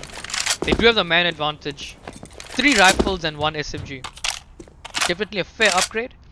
And 30 seconds left on the clock and 2 smokes. With these 2 smokes they can choose to go A if they want to exec and throw smokes at Garbage and Optimus. But given how many is alive, you'd want to contact a little bit up first before dropping your smokes. So he's able to counter util them. Sol looking behind the Optimus. And slowly gonna spam the smoke. Will find the frag. Looks out towards Sol. Will not have the Sol. Sol picks up 2 frags. Turns into a 2v2 situation as the bomb goes out in the smoke. There will be enough time goes down to the hands of Tuckbox. And it's now in a 2v1 situation. MP9 and Famas against Hatch with an AK. And Tuckbox finds Hatch 14-4 to the OG side. To the Big 5 side. An instrumental round for OG to have won, and it goes down. A great try from Sol, trying his heart out there, getting 2 frags after slowly finds a frag to the smoke, killing the planter. With 5 seconds left on the clock, getting the plant down. A timeout called by the OG side as they know things are getting shaky for them, and this is their chance to get knocked out. If they go out in the bottom positions, position 5, 6, 7, 8. That is a 30k prize that they win. 30k divided by 5, 6k a player. Is it 30k or is it 28k? Something along those lines. But somewhere around the 30k mark that they win as a team. And if you win and you go through to the semi-finals, that prize somewhat doubles, you could say. So it's definitely these matches are worth a lot to the players. 5 AKs coming out in 2 sets of util, double smoke, a 3rd smoke as well, and 4 flashes. As OG puts in their last ditch attempt to try and win this round. At the very least, they need a plant on this round as they go for the fast B take here. Tuckball moving up towards short. Stabby with an HE. Does he throw it? He releases it. TNT goes down. Stabby needs to anchor the side now. He is smoked off. Here we have Tuckball coming through the fire and the flames. Finds one frag. Stabby is up. Next manages to not find one. It's Sol that finds a frag into a 2v2 situation. Sol on 5 HP. Next on 100 HP. A kit on the city side with a smoke and a molly to help gain some heal. Slowly finds a frag onto Sol and the bomb is dropped. It's up to Nex in a 1v2 situation. Playing for his life, playing for his team, trying to get them into this game, trying to keep them alive. Let's see what they're able to do. Nexus is going for a good player, trying to find a frag, trying to equalize before going for the frag, but Custom is one step ahead of him. Custom sees some chip damage, noses up towards Graffiti. Nexus does the target switch, looks towards Heaven. Custom frags. Nexus finds a frag onto Custom. Great timing for Nexus in that play there.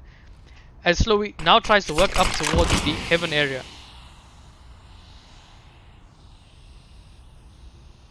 "40 seconds left on the clock." Nexus does have a lot of time to work with as Nexus does move up towards the ABC area and he approaches Garbage.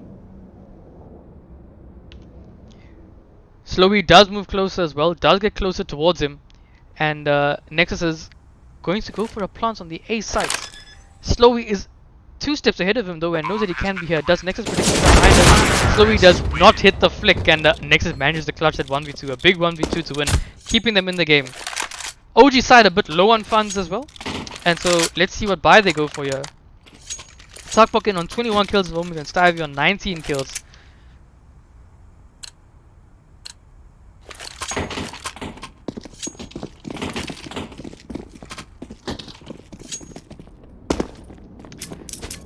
We do have 3 Deagles coming out and an M4 coming out as the T's do look to take aggressive control of the middle area. Custom falling off after seeing the util, Slowly playing safely inside the lows, trying to find a frag. Sees them run past, unable to land up ahead, going for the bait play. Great flash comes in, he manages to find Sol. 3 frags found with the Deagle from Sivy and Slowly, and Nexus takes out Custom. Slowly getting aggressive now, trying to get a frag on the tempo, but Nexus on 45 HP and lately on 100. 3v2 scenario and weapons not recoverable. No armor on 2 of the CT players, so definitely winnable. Nexus crouch peeks out trying to get something done here as it's Tianki and Tuckbok left alive to try and keep this round in the grasp for them. Nexus and lately in their body system trying to work something out here. Huge plays coming from Big 5 that round.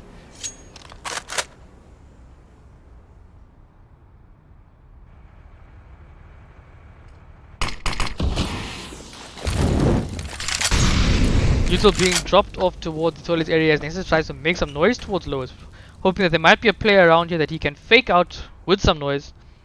But the CT side, it looks like they're going for the gamble. They're looking to try and anchor this A side as they do have a split. The T's have split here and gone into 1v1 scenarios, and lately is working up with the AK and trying to find a frag. And Tuckbok takes him out with a Deagle! With a rifle on Tianki, Nexus left alone in the same 1v2 and they win the eco! OG lose the anti-eco with a great flash being thrown from the CT side that enables them to get a 3k. You hate to see it. OG's money in shambles as a result of this 15-5 to Big 5, and it's basically a guaranteed round win. BNY getting a Tech 9, lately the Scout, next with the UMP. Actually the Deagle, there is fair util, but let's be real, this round more than likely to go the way of Big 5. Middle challenge coming in from Custom here as Sol's already down to 61 HP, burning in a molly. And the CT is already falling off, playing a bit more passively as they know they have the weaponry advantage. BNY chilling with the Tech 9 here towards the water as Hatch completely destroys Tuckbok through the wood. That's a great opening at least. You need to get one of those. 5-4 scenario completely turns this match around for the OG side. Sivy does recover an AK, but not spamming with the M4. Definitely looking for that one-shot headshot advantage. The boost did come out from the T side as they are trying to work another frag here.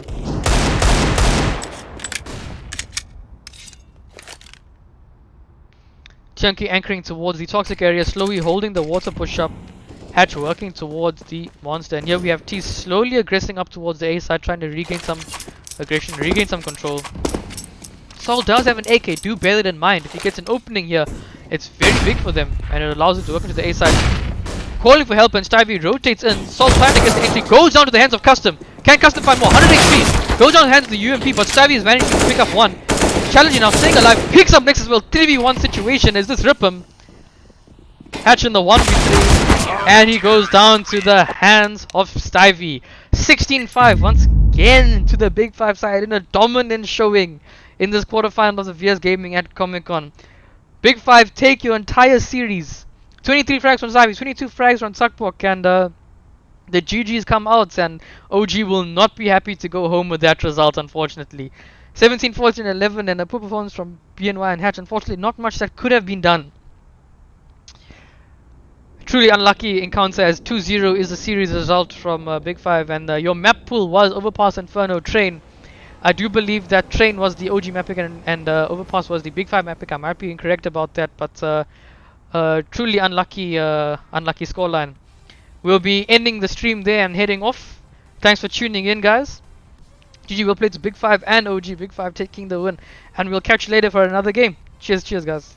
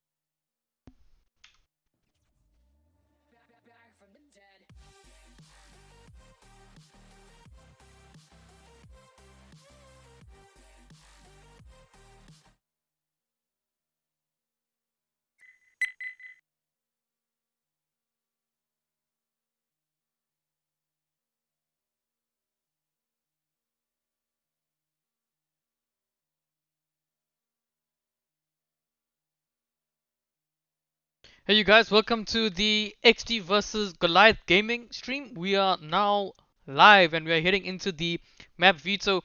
Do let me know in chat if there's anything you guys are worried about or anything you can see that's a bit strange with the stream, and we will get that sorted out for you guys as soon as we can.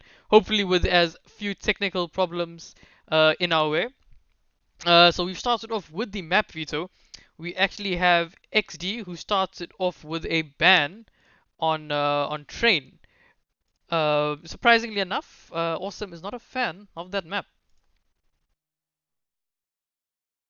After their Train ban, I do believe that Goliath had chosen to ban Inferno, and thereafter, over anything else, XD picked Nuke as their first map.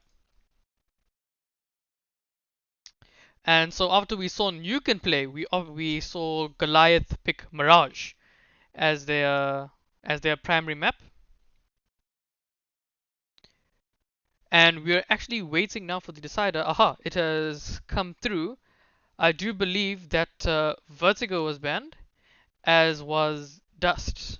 And so that leaves the final map to be Overpass. And so there we have our map series for this game. It's going to be... What's it going to be? It's going to be Nuke, Mirage, and Overpass. I think Nuke will be played first. I do believe Nuke is the first map, and then we'll be going into Mirage and then Overpass for the decider. And so to everyone who has just tuned in, this is the XD versus Goliath. This is at the best of 8 series, and so the winner of this goes on to the semifinals.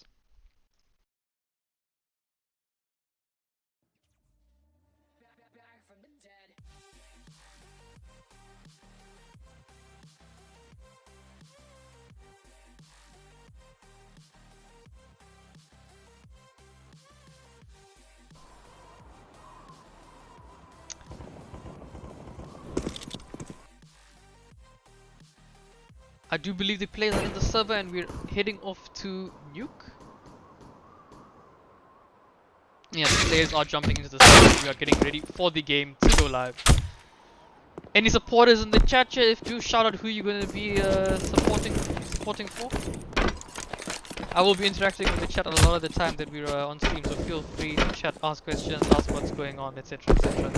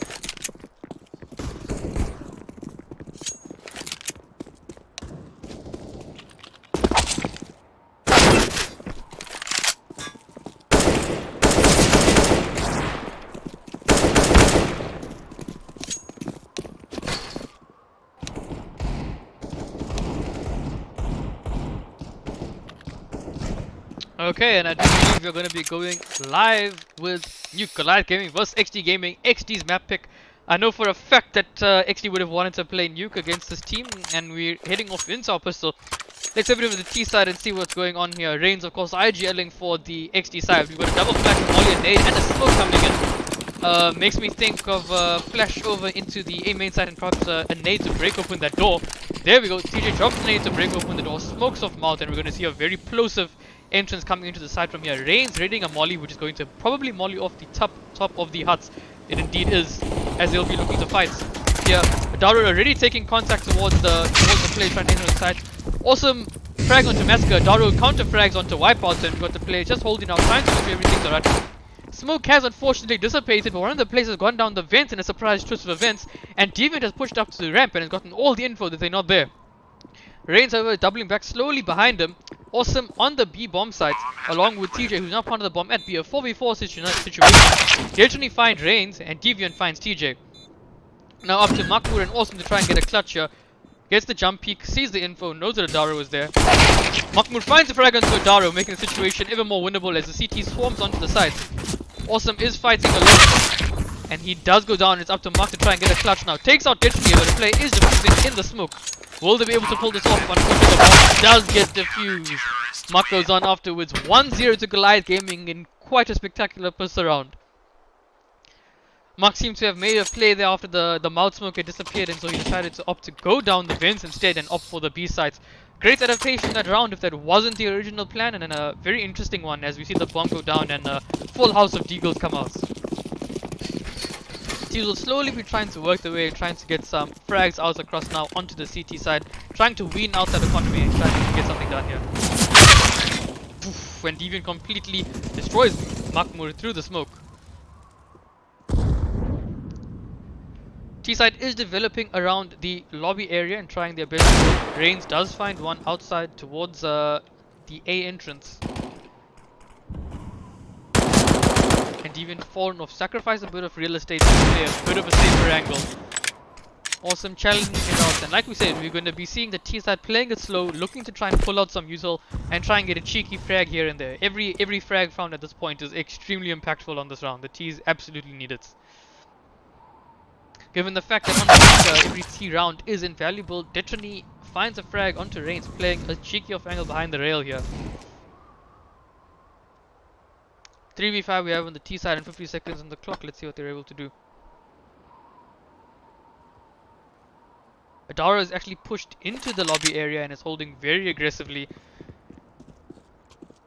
He'll be denying any sort of push towards the A side. He does indeed find TJ, and the bomb is dropped, and it's up to Wipeout to make something happen here. Finds one onto Detrony, doing the target switching, trying to find the players pushing from behind. He's predicting the flank, unable to connect another shot, but still a great frag from him initially there to get that one frag that he did get onto Detrony.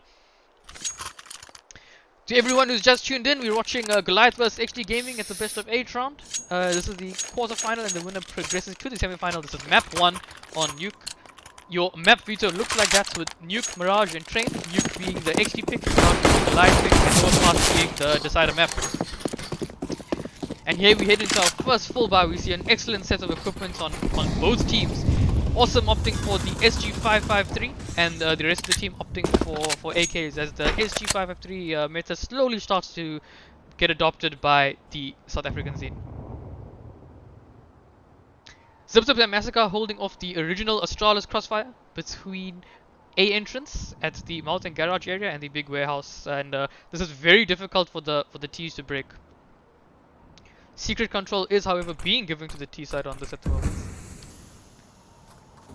And we have the T's gently edging their way across the map, trying to get some sort of control. Reigns playing a very much of a lurky role outside. Detrony getting a bit aggressive towards Secret, trying to get some info. He feels a bit of a play coming up as Mark is prepping a flash. Secret, however, is seeing him. He walks out, flash out. I'm not sure if he timed out there, if he was trying to line up a flash, but it doesn't make sense for me to for someone to peek out into there, especially with a flash out. I mean, it's a no headshot angle to be playing. Definitely strange there. But we do see the T's developing onto the B bomb side. TJ planting the bomb. Literally does open the bomb. Awesome is trying to cover him the best that he can. TJ returns fire through the door. Awesome does manage to tap one, showing the power of the SG553 once again. Ever as strong. He does volley the door, and Detrony is behind the door. Nothing that he can do. Wipeout holding the back. TJ manages to find Detrony through the door, also being put under pressure now from the top. TJ sees one, makes a play through the door, gets into an excellent position. 2v2 situation. Awesome and TJ vs Massacre and Zip. Will they be able to find them? Awesome finds Massacre. Unnecessary jumper from TJ when you could have just played the bomb there, and Zip is now left into a 1v1. Holding the bomb plant. Awesome jiggles. Zip breaks the defuse, and Awesome kills him. Great comeback round from XD Gaming. 2-1. Extremely close in a 3v4 situation, and they managed to pull that back. Great stuff, great stuff. You love to see it. An almost cost-worthy play there by TJ, but they do manage to recover.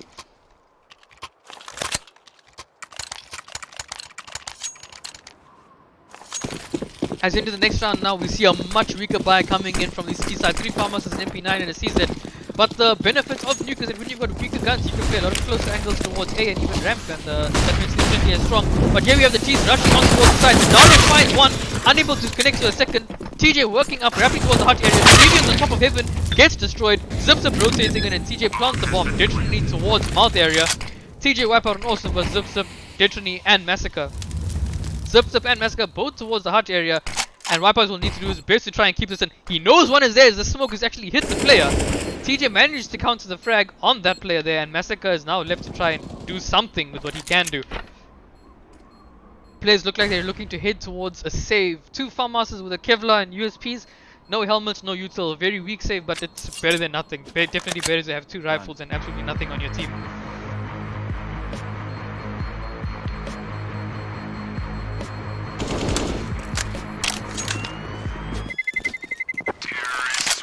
The T side walks out with 2 SGs, an AK, and 3 flashes, and at least 4k in the bank for each player. So definitely good to see as T side don't want to develop a much stronger economy. Every round you get on Nuke on T side is the equivalent of finding a golden treasure chest. So definitely want to keep it up. Detrony and Maskell, we need to make some impact frags here with these Farm Masters. They'll definitely make some big plays or save into the next round. So let's see where they go towards. Detrony heading up towards Heaven, and Massacre heading up with them as they put both the rifles towards the A sites. Reigns developing towards the lobby control, TJ anchoring towards the back of Squeaky, and Wipeout at the upper silo. Awesome is ready to pull out some nades, ready to establish some outside control, and Makmur is with him. We do see a USP sneaky setup done towards the ramp area to try and get some sort of frag if they put any pressure towards the ramp. Whereas Detrony and Massacre will be soloing this A and outside with their Farm Masters. A very slow setup being played by the T side, respecting their team regardless of what artillery they think they might have. And you see the cross smokes coming out. Wipeout gets aggressive towards the upper garage. A very well rehearsed strat, as we can see. Detrony playing close to the mouth. Will Wipeout be able to find him? Unfortunately not. Detrony gets the frag and an SG is dropped. The real question is it recoverable as TJ heads towards the hut area. Detrony finds another frag onto Reigns, and Awesome comes through with the trade frag, and now they're getting pushed from behind. Does TJ get fragged? The bomb goes down! Inside Squeaky. Muck runs to try his best to try and retrieve it. TJ takes advantage into 2v2, and Muck is the only player now with 100 HP on the T side. TJ manages to find a huge frag onto Zip Zip, and it's up to Dowers to try and get a clutch out now. A flash is thrown, and Makmur is trying his best to stay alive. 1v1 scenario, and he manages to pull over a massive round for the T side. Slightly sloppy there towards the end, but nevertheless a huge round. 3-2 to XG Gaming. Luckily enough, they still have a fairly strong economy to work with, but the CT side will definitely be replying with some strong artillery this round. Let's see what happens.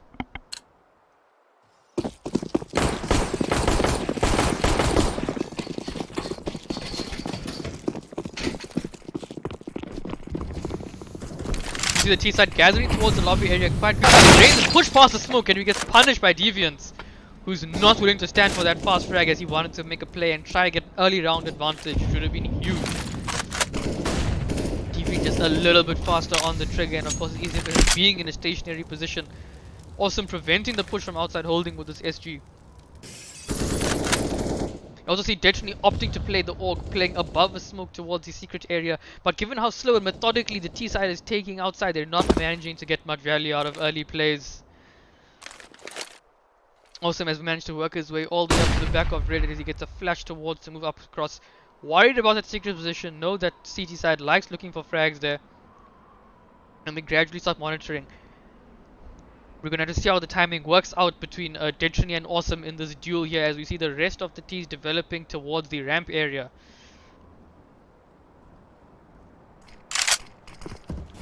Deviant's going to be in a spot of trouble here as he falls down towards the ramp after hearing all the noise as they're trying to do an XD split, it looks like, on towards the B bomb site. Awesome finds a pick onto Detrony at the outside, and it's up to Deviant here to try and hang out as best as he can. He's got 3 players coming from him. The timing on the peak is right, he'll be able to get a frag, but he decides to play it safe. 4v4 scenario, 2 of the T's on very low health. And now we see the T's are actually wrapping towards the heaven side of A, and they're going to be going up that frag. And Daru gets destroyed by Wipeout climbing up the ladder. Huge frag, impact frag. Awesome finds Zip Zip ZA. And we've got Deviant now climbing up the vent, trying to get something done here. And Massacre outside. A great call from Reigns, the IGL, to call for that mix-up after they pushed the player deviants all the way down to Pisa, gain enough control and manage to wrap onto the A sides. Adaro not able to get any value, gets absolutely destroyed with a slick, clean headshot from Wipeout coming up the ladder. A great frag as the CT side is looking to save again as we head into a 4-2 scoreline for XD Gaming. The C side will need to save towards the lobby area or towards the ramp area if they want to keep their equipment. These two players being saved have two M4s on the CT side, and so let's see what they're going to be able to do. 4-2 to XD Gaming on their T side of Nuke as we head into round 7. 2 M4s and we've got a 4-round loss bonus on the CT side, meaning they'll be able to get a very strong buy. Massacre not able to find any frags as of yet. Awesome and Wipeout with the true impact frags in that previous round that really won them the round. Awesome playing alert and getting 2 frags that ended up having immense impact. We have an early smoke outside from the CT side to try and contest middle a bit. And we've got Wipeouts again defaulting towards his aggressive silo position. Awesome holding the bottom area pushed towards red.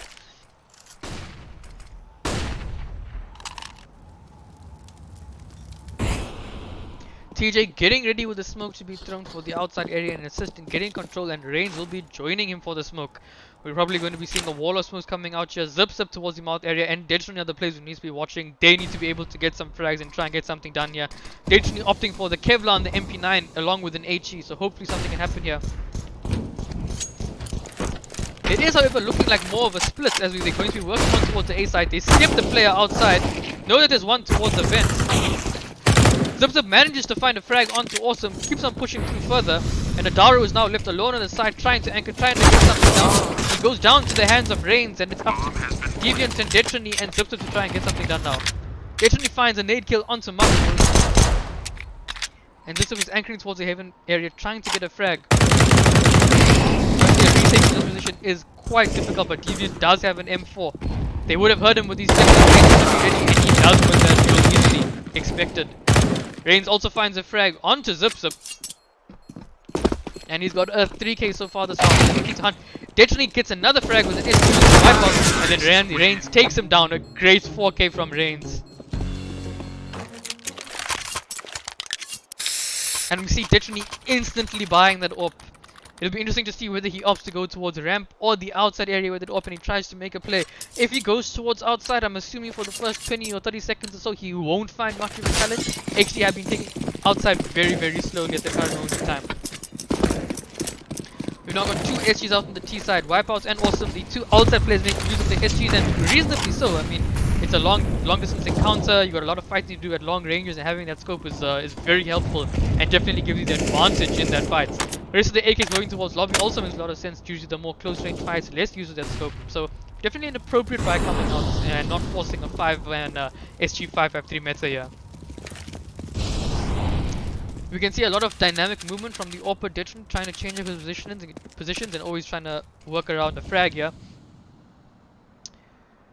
And 40 seconds have counted down, and the T's are once again methodically working their outside take, dropping across smoke. Also going to be jumping off of the silo on towards Mouse, and he finds Zip, manages to get a frag, blissfully unaware. Massacre at the hut is able to find a trade frag, picks up a second frag as well. Makmur peeks out, gets taken down, and Deviant will be rotating into the top. Detrony at the top also with an AWP. Knows that there might be a play behind there, spams, is unable to connect the shot. TJ finds one, down to 1v2 situation and goes down to the hands of Adaro. 3-5 to XD Gaming.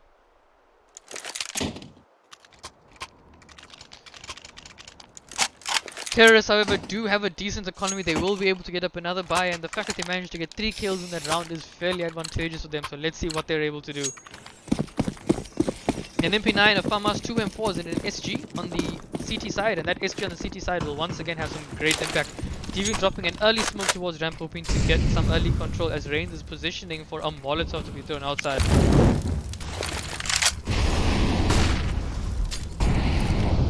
Detrony once again anchoring towards the warehouse area with his SG, putting it to work, and we see a lot of the XD players moving towards the ramp area, and that Molotov will give him a plethora of information, so much damage done. They're all blind, but Wipeout gets the frag onto Deviant. He could have opened up for a 4k there, and they do molly off the cross there. However, Adaro will still have a line of sight. Makmur manages to sneak down past it, however, as the pick is found outside by Detrony. And let's see what they're able to do onto the B side here. Wipeout's Awesome and Makmur, just no TJ this time. And they need to try and get this B side. They've done it before. Will they do it again? Getting spammed through the door. Awesome anchoring the mini door again, like last time. A great plant setup and discipline on this plant setup. They always seem to have it. Literally coming in from behind. Will he find Wipeout? And the timing does work out perfectly for him. Now in a 2v4 situation. Awesome gets an early opening onto Zipzip, and it's now up to Jesse to try and find the drag onto Makmur, which he does. Awesome now needs to fight. Manages to get a chip damage onto Massacre, but not enough. 3 CTs left alive as it heads to 4-5 to XD Gaming. Goliath Gaming making a comeback. Run. We've got a pause being called here, most likely a tactical timeout being called by, I would assume, XD Gaming, and yes it is, as they're trying to break the CT side momentum, try and figure out what exactly they're going to do, what play they're going to make this round to try and tempo swing against the CT side. And take a look at this, we've got Detonally leading the pack here with 14 frags, and they're also mega impactful frags, sometimes from the outside area, more than often towards CT spawn as well. Getting crucial frags on the outside lurk, usually in the form of Awesome or Wipeout. Awesome showing some big plays though towards his outside luck as well, and he had a great round holding the post plant scenario. So let's see what Reigns, their IGL, calls to them this round. Making use of the Kevlar, the helmets, and upgraded pistols, along with an SMG and SG Scout. The windows are broken and they might be trying a fast A burst here, but not anymore with Wipeout heading Awesome heading outside with a scout. Trying to find an opening frag, but he gets naded by Zipzip with a massive grenade. Reigns moving towards outside, trying to re-recover that SG5. And Deviant taking some damage in the face of 3 players. Now into a 4v4 scenario, and they have ramp room for free once again. Reigns slowly walking back, trying to not make any noise, and he thinks it might be a city play with here, and Odaro does indeed find him. Massacre also pushing in further behind. Wipeout does see him though, and this is instrumental that he wins this fight, and he does it. Definitely does take him down. Muck playing very close here, peeks out, unable to get the frag, does find one along with TJ playing together over there, and Zipzip and Odaro will be coming through the smallest window, and one is volleyed off. Makmur takes down Massacre. There is no other player here, and he can upgrade his gun and try and fight for this bomb. Odaro is, however, sticking the defuse. He does have to get it open. Makmur does find one, but unable to find Odaro. A great attempt from the T side, finding 4 frags, crippling that economy of the CT side as we head into round 11. 5-5, and a strong economy from the T side. Let's see if the strat that they called in the tactical timeout will come into play. Let's see what they do with it. Reigns moving with his plays towards Ivy, and Awesome once again holding the outside. Early break of the squeaky door and a Molotov, and a lot of presence shown towards the ramp area. Guns blazing, trying to put Deviant under pressure. But he's confident in soloing this and holding this himself. Zipzip goes down to the hands of Awesome outside. Awesome doing the job what he's meant to do, and definitely counter-frags him with an HE grenade. And once again a favorite duel found for the T side. And they do manage to get some control. I'd love to see if Muck can win this duel onto Deviant here, find the headshot angle, see if any pressure can be applied.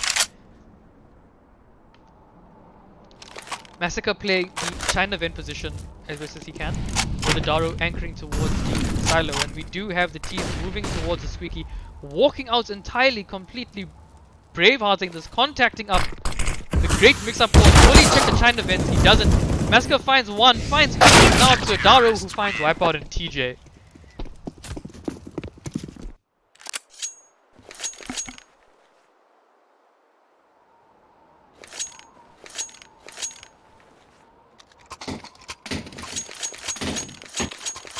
I really do enjoy the strat that Reigns did try to call there with the contact. It just ended up being quite unlucky in the way that panned out. Massacre having the absolute perfect positioning to open himself up for a 2k.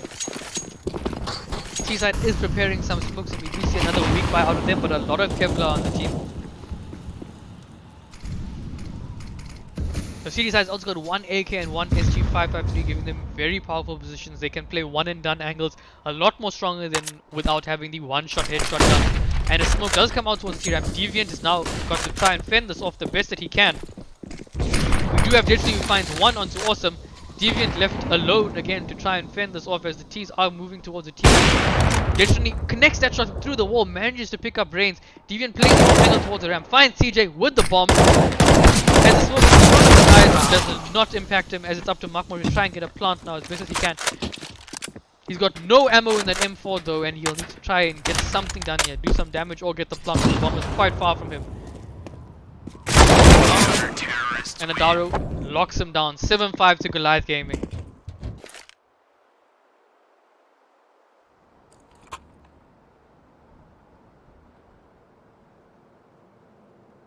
It looks like the T side needs to invest a bit more util into taking that T ramp and moving up towards the B side.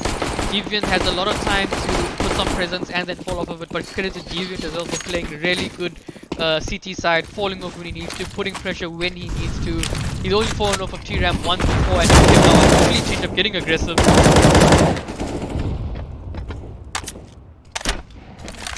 And here we have Reigns and Wipeout trying to challenge outside as they interrupt the AWP of Destiny, who's flashing and is trying to look for another pick as well.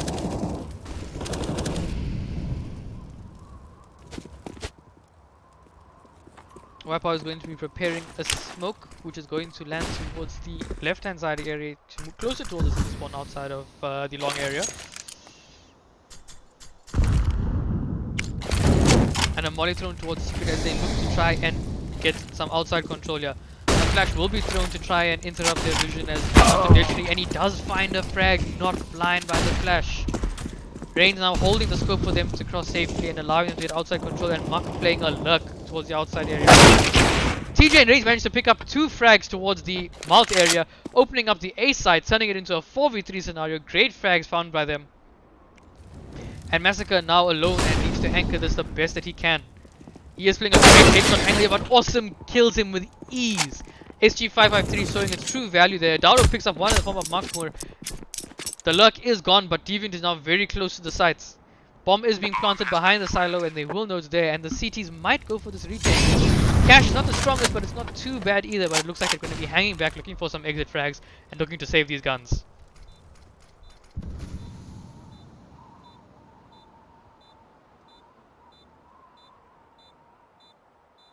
Once again guys, if there are any problems with the stream, you notice any latency or delay, please do type so in chat and we'll try and get those sorted out for you as soon as you can. CT saving towards the T spawn area as T's also try and get into some relevant safety and save some guns, but TJ might fall here. That looks like he should be safe around now. And he's 14 HP. A big round call by the T side as the CT side breaks the momentum with the timeout of their own as they try and figure out what they're going to do with this buy now. They should have enough for a full buy here as these 2 guns were saved, and there is a decent economy on the CT side. Might be a slight lack of util on some of the players, or even just one if my math is correct. Once again, great frags found there by TJ and Reigns outside towards A main. A good slow and disciplined take of the outside. And we're now live into the round. Let's see what the CT side are going to set up with. I'm expecting to see Dechany go somewhere quite spicy with it up and get some information or try and look for an early frag, probably towards the outside area.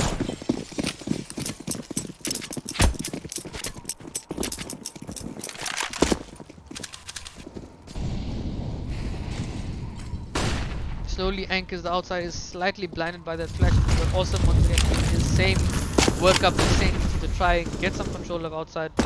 He's now progressed up pretty far. Awesome does not manage to get the frag, but it would have been a sick frag if he was able to get it. Zip now challenging, trying to help out Dechany the best that he can. Suiki is smoked off, so he's got a bit of relative safety there to work with, and Nadaro holding the hot push up from the top rafters. Massacre anchoring the squeaky door as well. TJ aggressively towards the T ramp, and Reigns getting back, ready to throw a smoke that's going to land outside and help him take outside. Zepsup is playing a very good mouth angle to see the players that they drop off of the roof in front of them, and we do have Awesome working up, and let's see what Dechany's position at the moment. He's holding a very small angle for the cross and he's going to try and get something done there. Awesome not able to get the frag onto the Zipsup into the corner of the...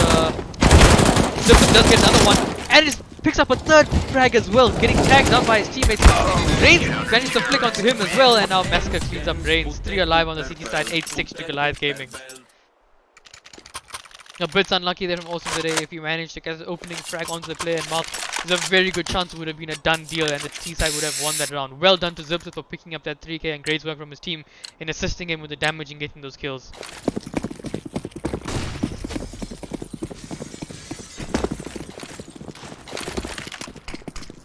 Here we have again Jetson working in for another flick, breaking the switch door, going for the big this time, and he does manage to pick up TJ. A great frag, great set of usual used as well. Totally changing up the play. I don't think he's done that before in the match, and now the T side is going to be a bit confused what's going to do with that. They've lost a full stack of usual on TJ as well. And Destiny finds another frag onto Mahmoud.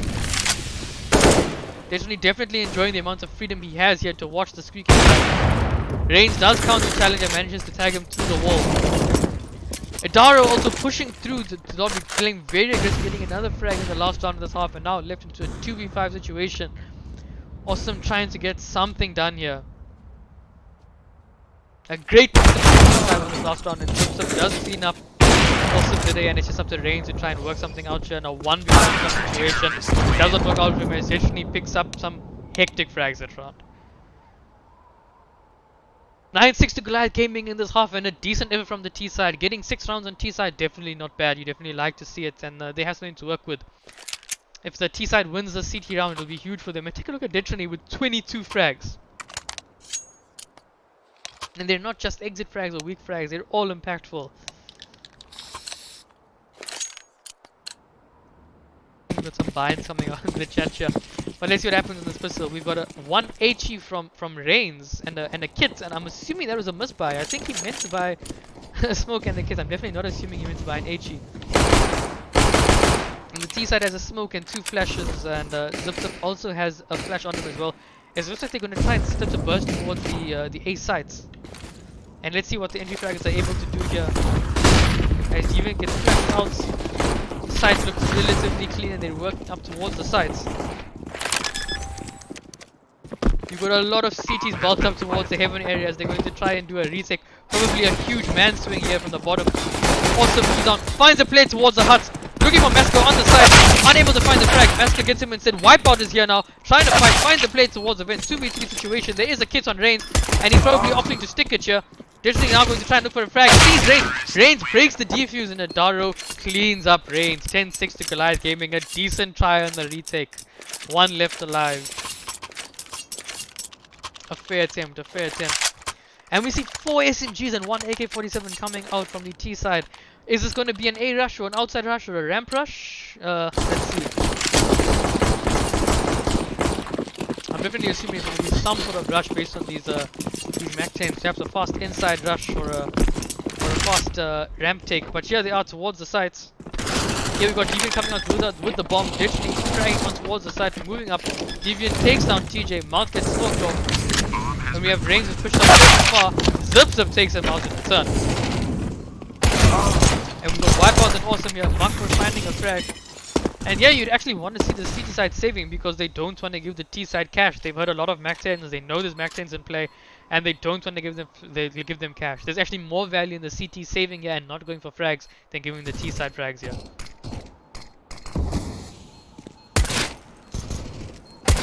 Massacre does get the frag on Awesome, and Makmur is unable to pick up Deviant. 11-6 to Goliath, as we're probably going to see our first Byron from the CT side unless they decide to save for AWPs.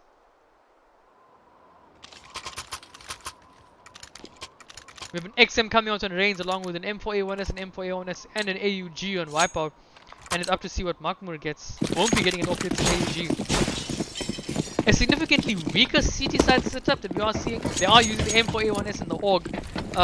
Now the M4A1S was being sneaky different, but we've got another fast rush here. Awesome picks up 2. TJ picks up another one.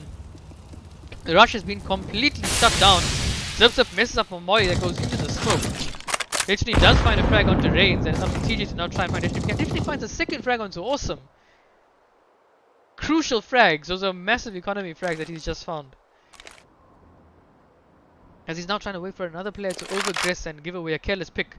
The bomb is dropped in the middle of the bomb site. They can play very carefully the CT side, the balls in their court, so as to say. Makmur playing a very clever angle here towards the mouth area. It's tapped up to see if he gets contacted on here by Detrony. And Makmur completely finishes him off. And so it goes down to the hands of TJ. Great round from the CT side.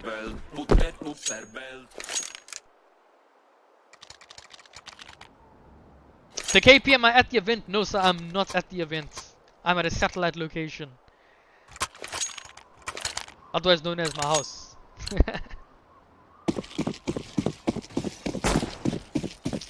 And here we have a weaker guy coming from the CSI. 2 pistols and 3 AKs coming out, and once again range with that XM. You love to see a bit of shotgun action here on you. As the Goliath team looks to take a very aggressive control outside, Master trying to do some chip damage, and they go fast down the ramp area. Massacre is here, and they're going to be pretty uncontested. They got to the area for free. Deviant finds a pick onto Reigns, XM not showing any value, and Wipeout's now under pressure from 2 angles. He does pick up the player who did trade out Reigns, and they've now got free B control. It's definitely not what you want to see on the city side, as you're now going to retake this ramp area, and the T's have a lot of control. Massacre anchoring the vents as well, preventing any rotations coming in from the ladder. And also we'll be walking up from behind with an MP9. We do have all 4 kits, so they do have 35 seconds to work with to try and retake the sites. About 30 seconds left now, and we see a Daro playing a nice off angle here towards the door. Thrown out, and the Daro is left to Wipeout, picks up another frag. Makmur throws the volley out. Everything plays close to the wall. TJ gets shot down for low HP. Daro does pick up as well, and Makmur unfortunately not able to get more value out of fragging Detrony there. 12-7 to Goliath Gaming. A very scanty round, which is won on an outside rush. Heartbreak CS, he's in the Cape Towns. That is quite true, sir. Muggle, I am indeed in the Cape Towns.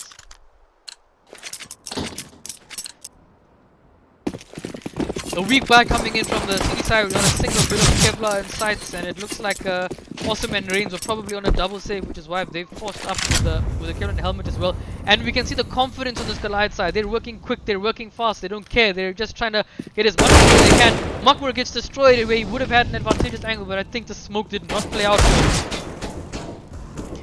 City will now be trying to use these deagles to try and get some cheeky 1-deags, but this round should pretty much be in the bag for the T side given how much control they have and their superior firepower. Massacre taking a bit of damage here, down to 22 HP. And it'll be up to Reigns to try and get this frag here. Just 1 body shot is all he needs, but Massacre knows that he can give up a gun if he dies there, so he backs off. Adara finds a frag onto Wipeout as well towards the ramp area, and the CTs are now going to be struggling for any form of control. And here we go, also trying to make a play, but goes down towards the hut area, and it's just the Reigns now. And he goes down. 5 T's alive and 13-7 to Goliath Gaming. Captain Sparrow guessing we're going to see a lot of nukes today. Hey man, surprisingly enough, we're seeing nuke maps, and it's typically not played in the SA meta, but here we've got some teams actually coming out with it, so you love to see it. XD calling a tactical timeout here, as this is the map that they need to win. Them upsetting Goliath depends solely on one thing, and that's winning this nuke map. This is XD's ace up their sleeve, and if it's unable to work out, then they're going to be straight out of luck. Once again, a fairly mixed bag by coming from the city side. We see 2 ops on Wipeout and Muck. I haven't seen Wipeout actually op, and I don't know if that's going to be thrown over to someone else if he's going to play it, but it's definitely interesting if he is oping. And then we have an MP9, a UMP, and an M4A1S on TJ. Definitely need to see what setup they have for this round, and I want to see where Wipeout and Makmur go with these ops, and to see if they try and get any opening frags here. Makmur holding a fairly default outside position and Wipeout oping towards the ramp. I did not pick Wipeout as a secondary opper for this team, so this is definitely very interesting to see. I did not have that information to work with. And we've got a very passive setup from Deviant outside, literally holding the ladder to climb upstairs, and Zip holding a smoke. The rest of the players outside not even holding any lobby control at all. Reigns holding the push up to secret, and this might work in his favor as they start moving towards here. A molly is thrown down the stairs, and if Reigns just holds the corner that he held before, this is going to be absolutely great. Here we go, Reigns able to tag one all the way down and gets another headshot onto one that wins the straight. He's done a decent job. He's tagged down a Dart to 15 HP, but not getting that second frag is going to be massive. Awesome trying to make a player, unable to convert from the 15 HP player. Doing a lot of damage, but Massacre is able to frag instead. 67 and 15 HP on Massacre and Adara respectively. TJ above Squeaky and Wipeout at the Haven area with the AWP. Zipzip and Deviant working their way slowly down towards the nuke ramp. As we can see, it's totally opposite of a pug style being played here. Both teams playing disciplined CS now. Goliath though with a bit more confidence against the XD side. They know that they can do it. They know that they can outfrag. They're using it to the best of their abilities. Here we have the T side with full map control of the B bomb side. TJ towards the upper area. Wipeout holding it in AWP, and then Mark also at the top. It's going to have to be a full ramp retake if they don't save. But a retake will be difficult. The smoke and a kit on TJ. If they go for this, I will be surprised. And here we go. TJ already heading up to the save. Wipeouts on Mark anchoring for exits here, but I don't think it's worth it. They don't have the economy. And this is going to see a 14-7 side to Goliath Gaming after this round. 14-7.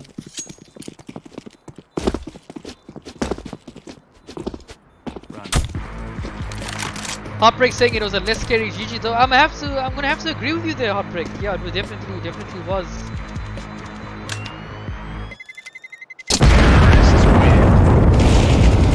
Oh, and Adaro finds a frag onto Mark. Wipe on to stay alive, and that's an AWP down. Bimu, it's game time. You goddamn right, it's game time. They needed those AWPs. Welcome to the VS Gaming Masters Day 1 stream. To all the new viewers, we picked up a few. 14-7, and this round we will take the live gaming onto match point. 2 MP9s and a farmhouse on the CT side. Herring's dropping an early smoke to get some middle out. And again a fast play. Adaro is dragging out of Suki. Definitely finds a frag onto one. Not able to find the frag onto the Largest player. Awesome finds another frag. It's now a 2v2 situation. Wipeout and Awesome trying their best to try and make amends with the bomb dropped here. Wipeout places the frag onto Ditchney, and Zipzip does frag onto and he's completely blinded. Awesome not able to do anything. 13 HP. Gets the bomb and heads downstairs. Wipeouts with an open USP, but the real question is, does he know that Zipzip is on 13 HP? That's the real question. Ops for the AK is making a lot of noise. Reveal that he's inside the vent, and Zipzip was playing towards the bottom of the bomb site. One if the head is fall, that means they're falling. And Wipeout manages to pick up the frag. A big round, 14-8 to the CT side of XD Gaming.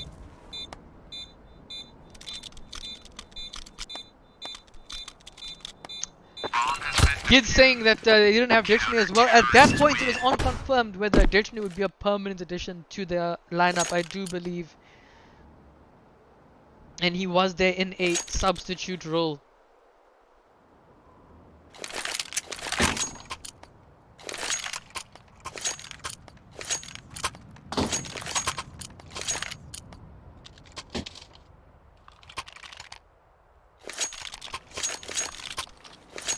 Also important to remember that Elusive was bouncing in and out of the team at that point as well, so that will also be impacting their lineup at that point. This is the third tactical timeout being called by Reigns. You love to see this use of tactical timeouts. You don't often see them. Many captains and IGLs haven't adopted fully to it.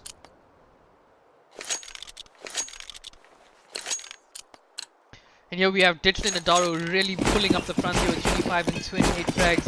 Wipeout brought onto the team 2 frag, currently going 8 for 17. He needs to start showing up in the series. As you're getting tagged to the smoke, as the T's have opted to basically do an inverse vents rush, where you drop your smoke and you util towards A to get someone down vents. They've opted to drop 2 smokes just to get Massacre into the power play position at secret, but we've got a lot of aggression coming from T-side towards ramp. As Makmur takes down Zipzip and Ditchney takes down Makmur. Goliath are pushing now towards the B bomb site, and they have a lot of control. Massacre venting Wipeout is able to successfully get that frag, and rightfully so. Now into a 2v4 situation, and are trying to get the frag onto Wipeout.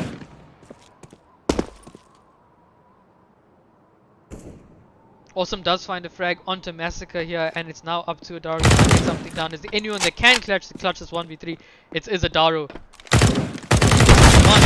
And they go for the double peek, and it works out for them. A risky play, but nevertheless it has worked out.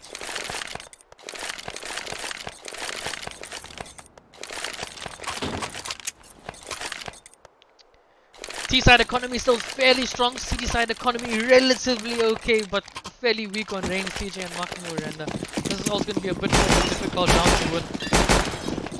Let's see what the T-side is able to do here.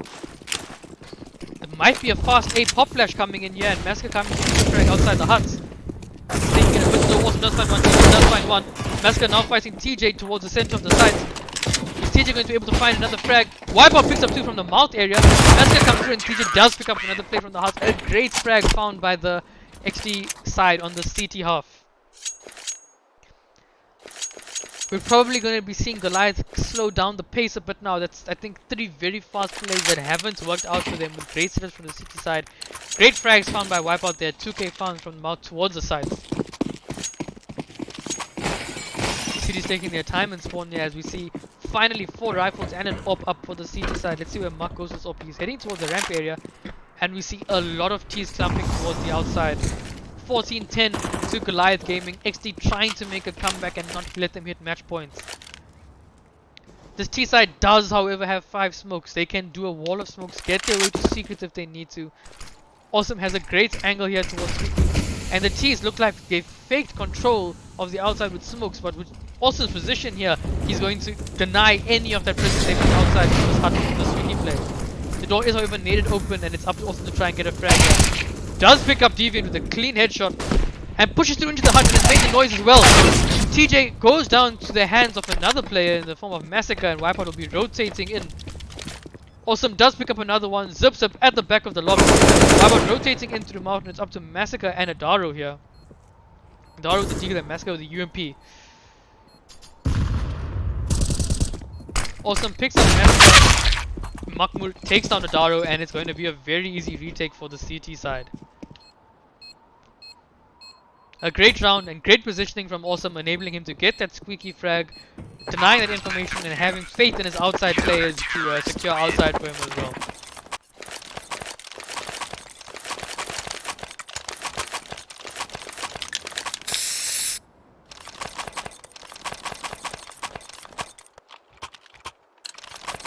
(14-11) and the T side opted for another fast play that round, or a burst I should say, after they tried to fake some outside control.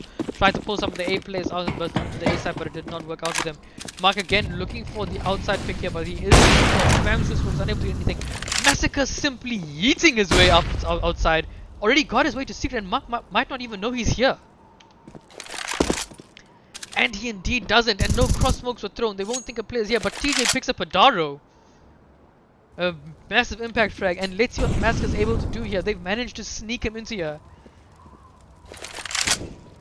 Reigns picks up Deviant as well, and this 5v3 situation means that Massacre really needs to put this lurk into effect here.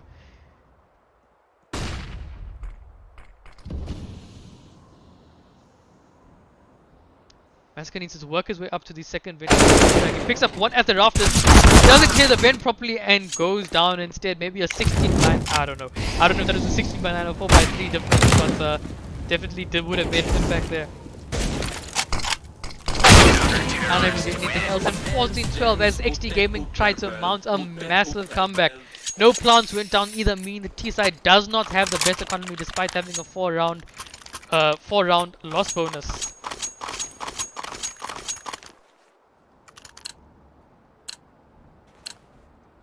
Two Galils, 2 AKs and an SG coming out once again, unable to make effect of Massacre's outside presence. And he had a huge amount of map control, and there's another flash coming in for another fast. And no, it's not as fast. They're just putting in some presence, trying to bait out some of the CT sided usual instead. They've got 2 smokes left over and a plethora of flashes to work with. Boom, you pretty sick comeback. I'm inclined to agree. 12-14, definitely clawing their way up and not giving up. Red goes down in the hands of Ditchney, playing at the back of Squeaky. Huge opening onto the A sides as he now hides behind the orange box and also hides behind. Does some chip damage but takes more after the fact. Mark rotating between the outside area. And we do have the T side holding for even more pushes, waiting for XC to get a bit too aggressive.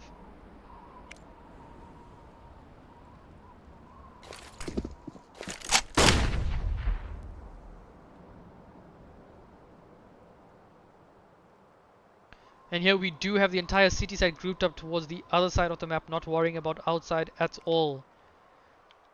More worried about a ramp burst, and the read is not going to pay out for them as they try to come fast out of the hut area. Awesome goes down to the hands of Adaro. PJ finds Adaro instead. Makmur does a chip frag towards Destiny, towards the vents. And Wipeout is pushing up behind them, but Destiny is lurking here with 15 HP as the bomb does go down. Destiny is able to get this frag here. It'll be absolutely... Wipeout does go down. Destiny with a bit of a shaky aim there as it enters match points for Goliath.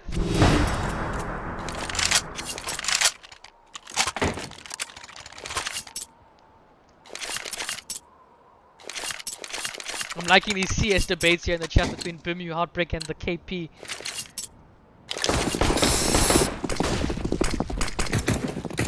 We've actually got Destiny on 32 frags and Adaro on 29 frags, really reeling us in here. And we have a fast play coming in towards outside again. Goliath really showing that they enjoyed the pace of their setup. They're patiently waiting for the second smoke as they go and take very quick outside control with Deviant playing a late lurk. Awesome has already dropped down to the fence. He's bringing it towards the staircase. There's a lot of damage but unable to find the frag. Reigns takes down Deviant. Makmur anchoring the vent. Unable to get the frag. Now in a bit of a tough situation. Jumps into a molly and another molly thrown towards him. From the fire into the flames. Wipeout picks up a Daro, picks up another player as well. And Makmur takes down Detrony. And Massacre is left alone within the vents here. In a 1v3 scenario, he needs to try and find a third frag at least. TJ is holding the windows.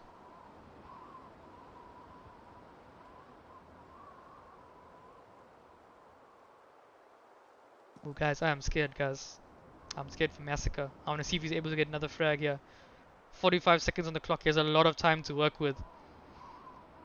He's ready to punish any mistake, and any mistake at this point for the CT side is costly. Any mistake, any further kill Massacre gets now breaks their economy entirely. And Reigns picks up Massacre, a great frag.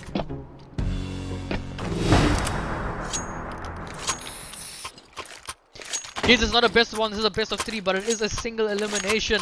A great round for the city side, and you love to see the timeout from XD. Looking to call a new strategy, call something, see what's going on, analyze what went right, what went wrong that round. Probably going to see Reigns calling around the fact that Goliath have been playing extremely fast and looking to take a lot of control outside, putting a lot of pressure outside, and they're probably going to want to count that and play around that.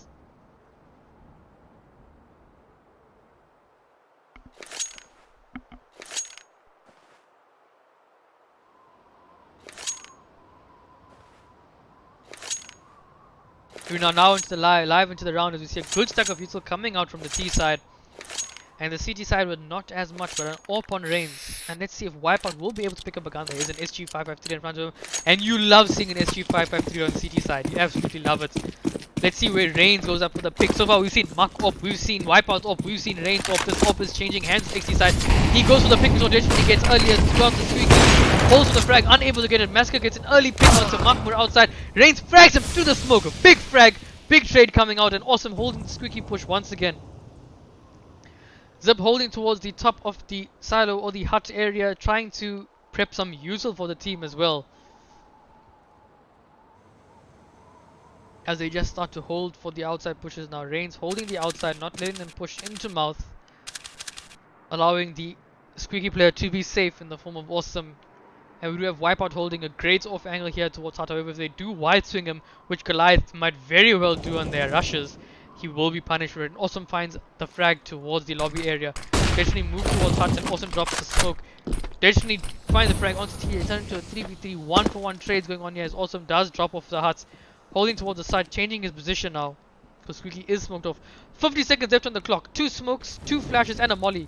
Molotov has been used.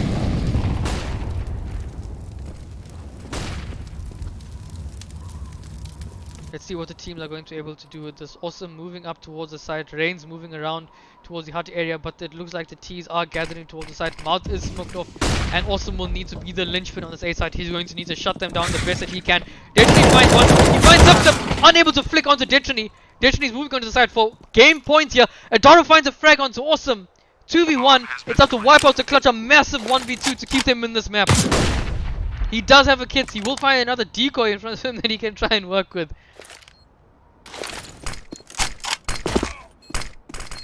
Obs to take the damage, falling down for the fast play. Trying to find a frag towards Hut, and he has been heard now. Touches the bomb. Is he going for the stick? Does he go for the stick? Adaro does swing out, and it doesn't work out.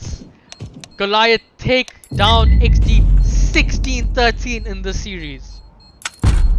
Adara with 30 frags, Tiffany with 35 frags in regulation, 16, 16, and 16 and 13 on the rest of them. Also bringing him with 25 frags on the CT side as well. Great stuff and a valiant attempt from XD. But like I said, this was the map to win. This was what XD needed to win. As we head into our next map, which is going to be Mirage, that is Goliath's map pick. That's their playground. They're going to be asserting their dominance there, and XD are definitely going to be in the back foot, not on their home turf. So let's see what they're able to do. We'll be taking a short break and resuming a bit later with the next map. I'll see you guys in a bit.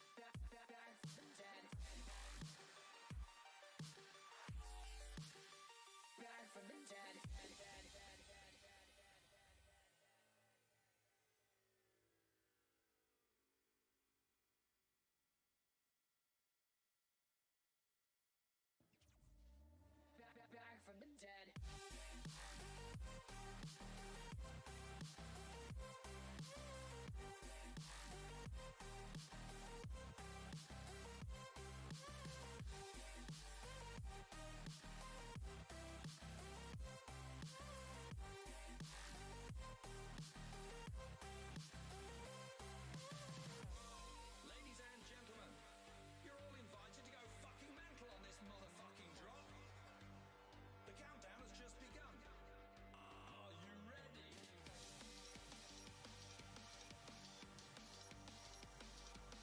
Let's go. Now we're back from the dead.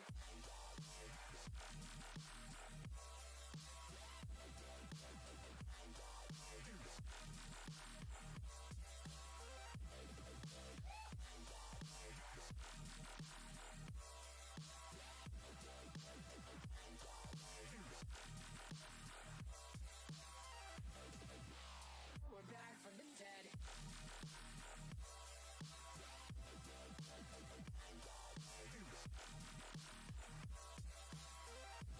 Hell yeah.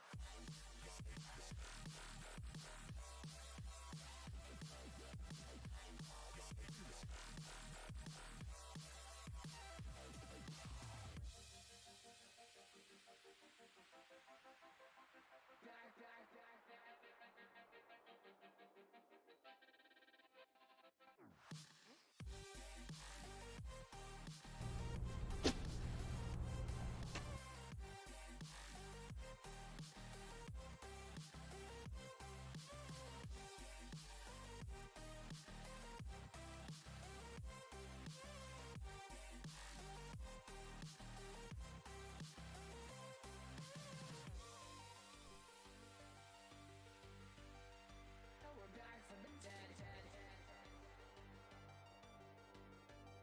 Are you ready?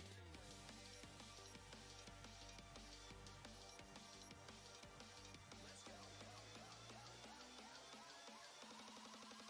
Back from the dead.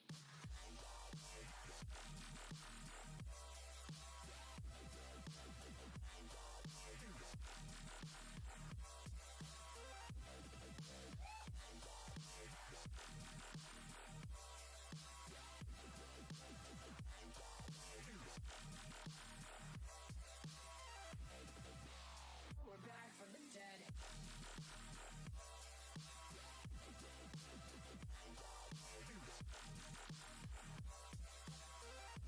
Hell yeah.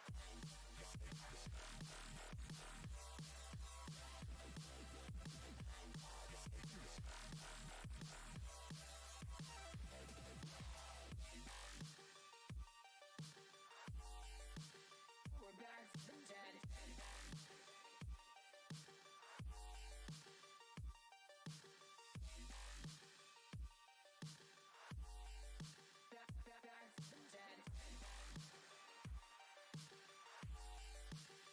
Back from the dead. Back from the dead.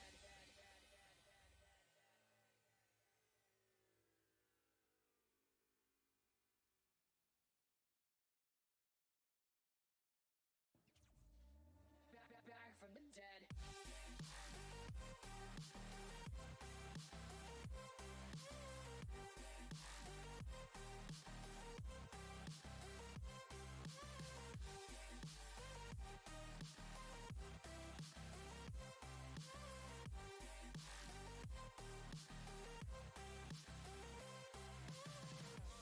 Ladies and gentlemen, you're all invited to go fucking mental on this motherfucking drop. The countdown has just begun. Are you ready?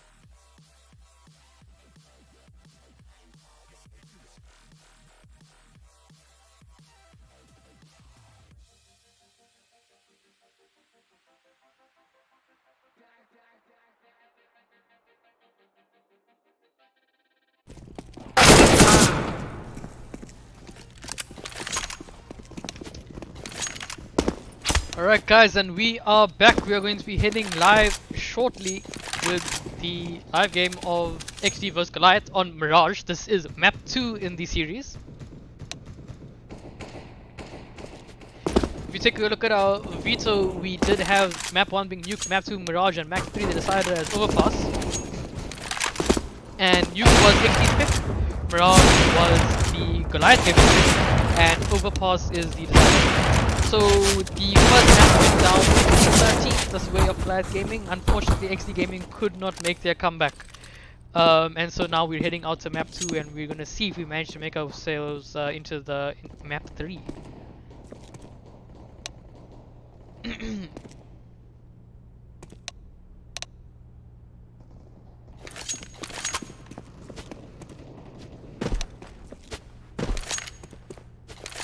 The players will be readying up shortly and we'll be heading into the round.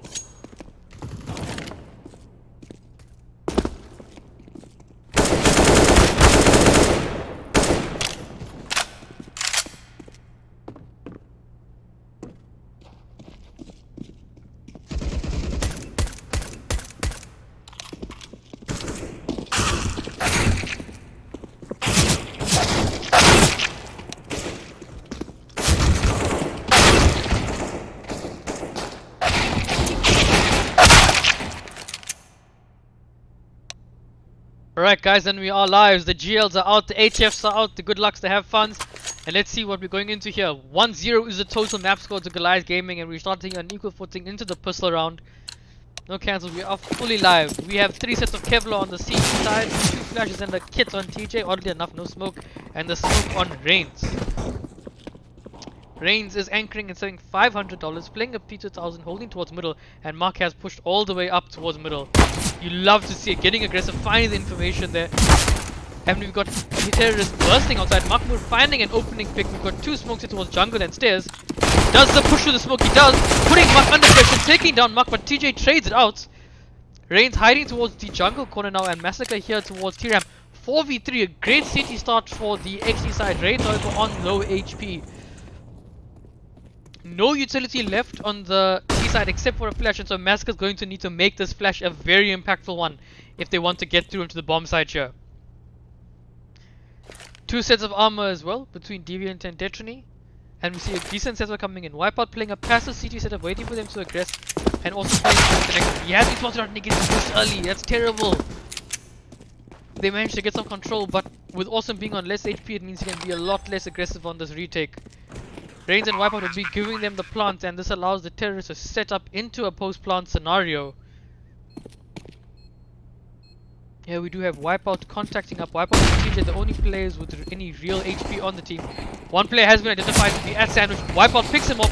T-Ram player goes down, and it's now Deviant into a 2v1. Wipeout picks up and gets him. XD get the pistol round. 1-0 to the XD side. 2 players left alive. We'll need to rebuy Kevlar, but a kit is found on Wipeout. Run. Great stuff, great stuff. You were not expecting that to come out based on what you saw on the pistol round and on the setup, but Mahmoud getting that opening frag and Zip Zip getting traded out by TJ towards Catwalk. Catwalk really pulled up the XD side. Ken Breezy, where's Gods Not Dead? Homie, I think that guy plays for Rival these days. 2 rifles and 3 SMGs coming out as Wipeout does what appears to be Gob B useful towards the T-Ram. Dropping a smoke, Molly and HE, and he's flat out of useful but does have control. Adaro and Massacre playing close towards you as they do edge towards the smoke, and it's up to Wipeout to see if he can get much impact here, because Reigns is playing the retake spot as well. There's a full stack of util on this T side as well, as they have bought into this round, and so they're expecting to win this. Having 2 players on this A side will at least be helpful. There is no one coming out of Palace at the current moment in time, and Reigns is playing passively, waiting for someone to walk into his crosshair. Adaro is swinging wide. Wipeout is taking the front. Reigns does the job, gets one. Unable to get the second frag, goes to the spray. But TJ has come in and is now 2-2 against an AK and a Deagle. With these MP9s will be difficult as Massacre is spamming. Makmur gets the frag, is down to a 2v1 situation, and TJ cleans up Massacre. Big round for XD Gaming, 2-0 to them, winning on the counter buy. You love to see it. XD Gaming getting it strong, getting a good start up into here, and it looks like we've got a mechanical pause, not a mechanical pause, what's the correct one I'm looking for? Technical pause. Technical pause being called out here by the XT side, probably going through some problems. The player might have disconnected, maybe a mouse driver stopped working or something like that. We'll have to see what happens. But truly unexpected from XT to be winning a round like that, especially with the SMGs last alive. Unfortunately, they couldn't put the AKs to good enough value. There were great frags coming in from the players.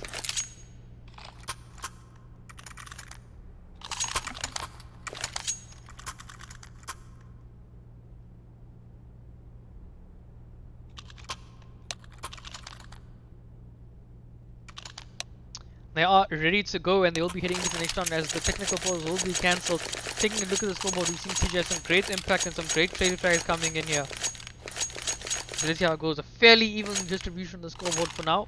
Remember, Dara and Destiny were your big hitters in the previous game on Nuke, dropping 35 kills and 30 kills if I recall correctly, respectively. Let's see what they're able to do now. A free Goliath picked up 2 MP9s and 2 M4s on the CT side. We've got Destiny making his way quickly towards Palace. We have some great Usul on this T side, a lot of Usul in fact.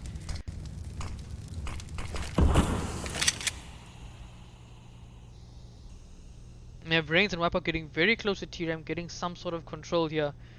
But the players are holding for a push before they set up. Reigns is currently holding for the drop off from the balcony above him after Util is thrown. Wipeout currently playing anti-flash as well, ready to trade out Reigns if anything goes wrong. But no close flash thrown. Reigns does pick up one. And then Wipeout does manage to get into a fight with Zipzip, which Zipzip comes out favorably from. And Destiny left last alive now in a 1v3 scenario, looking to try and get the third frag.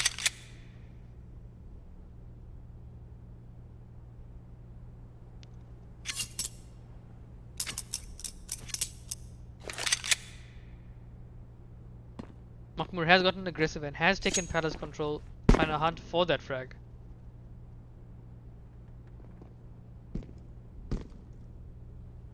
He will however walk into the corner very soon and also absolutely destroys them.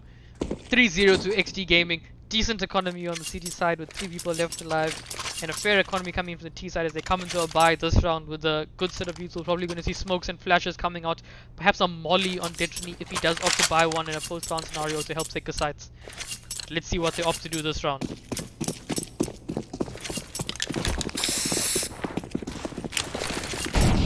And here it looks like we're seeing a faster ramp play and a molly is dropped. Wipeout holding Palace. Reigns is completely blind, playing behind the triple stack. Wipeout picks up one. It's time for Reigns to peek out and he does indeed trade frags to defend. They're looking for a third player on the side but they cannot find one.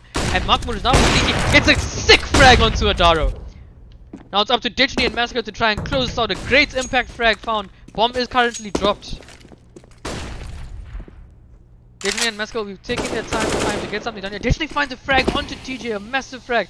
And both the players are now behind CT, behind the smoke. And Mahmoud is jumping up. He will probably be pre-fired here at his top ticket booth if he does get a bit too aggressive. It is a common place to be punished for the T side. You don't want to risk it and make a play there. Get too aggressively and they would have heard the plant now. Also making sure there's no one flanking behind them. Giving them the plant. Mahmoud actually tags down Destiny. Down to 30 HP, but there's no more offensive utility, so they can't make that much use of it.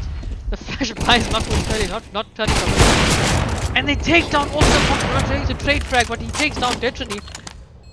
Massacre now all on the way, now on the left of triple, but will he know it?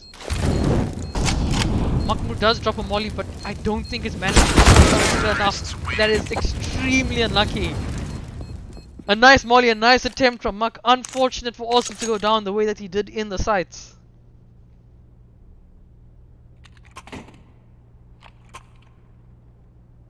And now we have 3-1 to the Goliath Gaming side. We should see another buy coming up from the CT side here as they attempt to equalize cash and try and make some plays. 2 scouts coming in, Reigns and Awesome.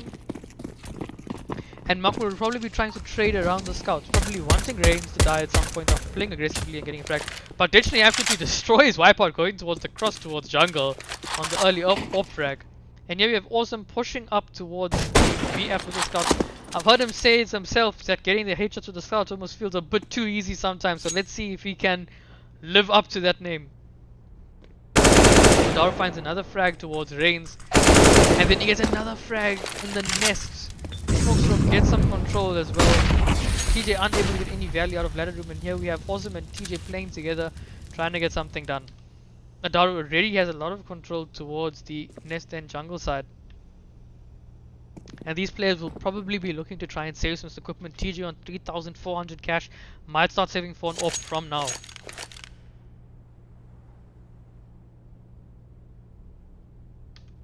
Adaro holding the deep vent rotation as well. Here Adaro. Adaro sees him though, and it's not going to work out in the way of TJ, taking a lot of damage and going down. Kevlar broken as well, won't be able to take the helmet. Also, unfortunately, missing the chip shot. Hopefully, he can get a spam shot throughout that triple box, but he doesn't go for it instead. Looking for a frag elsewhere. Adaro is now behind the vent and has a lot of map control. Awesome looking to save the scouts and head off elsewhere across the map. And TJ looking to fight Adaro once again, now in a different place. Adaro takes on TJ and is now up to Awesome to try and save this thing. He does have Massacre there at the back of Palace. Massacre gets a bit cheeky. Adaro also might find this frag, but he goes down to the hands of Deviant. No scout save as he does get hunted down.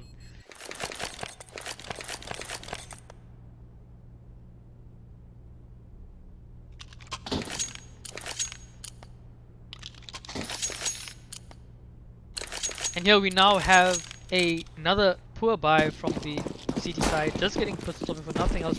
But we will see a very strong buy coming in next round. 3-round lost bonus and lots of money on the other players. And it looks like it's going to be some sort of nest stack from the CT side as they're trying to get an opening frag towards the middle, but utility has been used.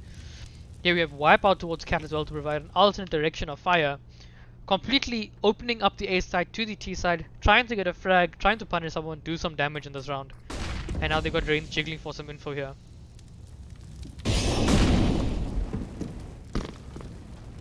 Terrorist now will be swinging into this massive crossfire at the net. Also now makes a play, jumps out into the smoke, trying to get spots the top of mid, unable to connect with the headshots though. Adaro picks up Awesome and TJ, and Wipeout is trying to fight hard on. Gets a great frag onto the player behind top mid, and is now going to try and survive against Detroit. First to jump off the ladder, unable to do anything with it.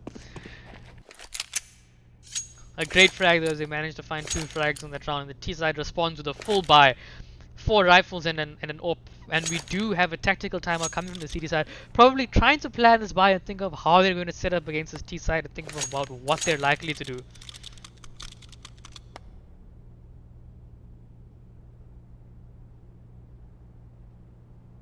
We take a look at the scoreboard, we can see Adaro getting some massive frags. They're currently 9 frags in the lead. Had a couple big rounds. Wipeout had a big frag on that eco round there though, with that deagle going towards top mid. ADR of 104 on Wipeout and ADR of 141 on Adaro. But also fairly evenly distributed between the XT team and the frags outside of Wipeout. So let's see what happens on this round. Once again, M4A1S and AUG on the XD team, as they do enjoy playing those longer, quite their angles, one can assume. And Mark with the AWP, and let's see if he decides to go for the pick towards the middle here. He does, but doesn't find it. Would have tried to with the AWP, but I think would have been denied by the Gobby util thrown by Wipeout. Another smoke is thrown towards T-Ram, denying Wipeout any further pressure. And then you have Awesome playing the balcony at B-Apps, trying to make sure that they don't get too aggressive here. And here we have Massacre and Zipster working through lows, and it looks like this is going to be some sort of connector and T-Ramp splits. And there is no catch play at the moment, so they will not need to worry about that at all. And here we have them getting a bit aggressive, working out towards the sides. And we do have Makmur behind the smoke as well. Rain's creeping up behind the smoke in a great position. Massacre frags Makmur entirely, and they have free jungle control as a result. Wipeout finds Adaro. Rains goes down to another player. TJ goes down at CT, and it's up to Shannon Awesome to try and make something work here. Great opening from Massacre as they completely dismantle the CT setup. And this is going to be the 4th round loss in a row for the CT side, and money is going to be in shambles.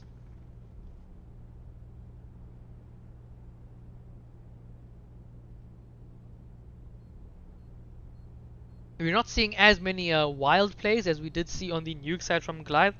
Even their more aggressive plays seem to have a lot more structure than the non-structured plays. Run. So definitely interesting to see what happens here.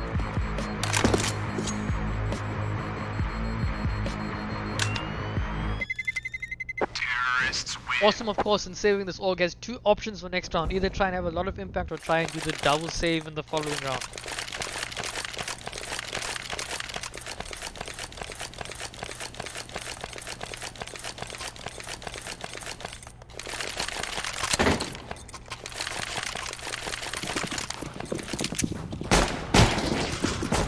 And here we have an MP9 and 4 rifles coming out from the CT side, and we have Reigns and Wipeout doubling up in their A setup, and again aggressive teaser coming out from Deviant and Daru. Wipeout swings out and dies to no avail. I don't know if Flash was thrown to him or not. Reigns goes down as well. It is down to a 5v3 setup and they're unable to do much. And they did buy fully into the round, so this will be another save. So now you've got to start asking yourself the question, is this the point where Reigns needs to call that they forfeit their mid player and they start playing 3 people on the A side with this much pressure? Given the fact that we're now 8 rounds in, we haven't seen them go B once, and I can definitely tell you now that Awesome's going to be getting quite irritated not having any action to fight there towards the B app side. We're going to have to see, and it looks like this T side is getting very aggressive with this hunt, looking for these players. And in the next 15 seconds or so, I think we might start finding some contact, especially given the fact that the T side has a lot of money. You want to see them hunting down these players, and they all set up towards the B-apps. Makmur finds the Daru, and so one of the players has been found. Also finds the frag onto Zipzip, who tried hunting him down. And now Massacre's going to be eating in here. Sees TJ. Deviant takes on Awesome. And Massacre unable to find another frag.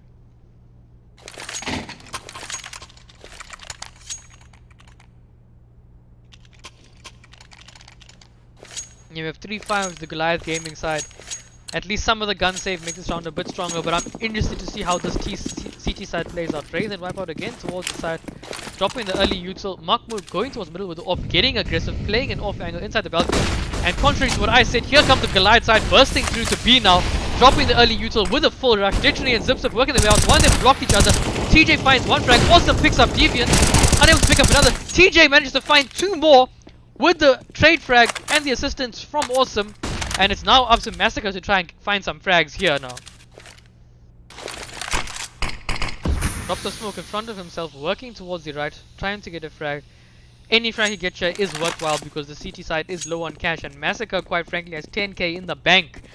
4 of the players are above 9k, Adara won 3k. You want to see Massacre going out here, going wild with this AWP. Maybe he doesn't want to give them another AWP, but I think it's worth him going out, trying to get those frags, trying to fight, trying to find another player. He's opting to go around towards the catwalk to get a different frag, coming from a different angle and try and surprise them. We can see the CT side has read into this and has completely split up their defenses even though the bomb has dropped, trying to make sure that this player cannot come from any sort of other different angle. Of course, if he goes into the vent room, he's going to have a bit of a tough time with Reigns holding an off angle here. And Massacre gets taken down by Reigns at the angle. Clean M for A1S kill, only 1 player down, means that TJ can drop a gun for Awesome, allowing them to maintain some economy. It's like Awesome is looking for a drop questioningly here, and there comes one from Wipeout. And Reigns behind does drop again. And here we go. Adaro coming in with what looks like an early flash towards the T-ramp, and it's not going to be a fast action, it's just going to be a little bit to pull out some useful from the CT side and get something done there, show that there's a little bit of presence towards the T-ramp as we have Destiny and Massacre working around loads of BF. Taking a bit slow this round, so I want to see how Awesome elects to fight towards Massacre here. Awesome does have a lot of BF's control. And here we can see it, the middle forfeit as 3 players are now playing on the A side instead.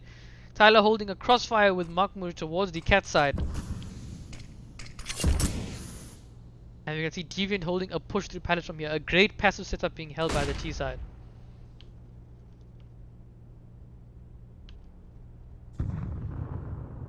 Massacre holding for the left side in case someone did creep through a smoke that was thrown earlier. And I think we're probably going to see a flash coming out here. Deviant dropping a very cheeky smoke. He's going to land towards the A side and sell some sort of fake as Awesome is now left alone. TJ is really rotating off.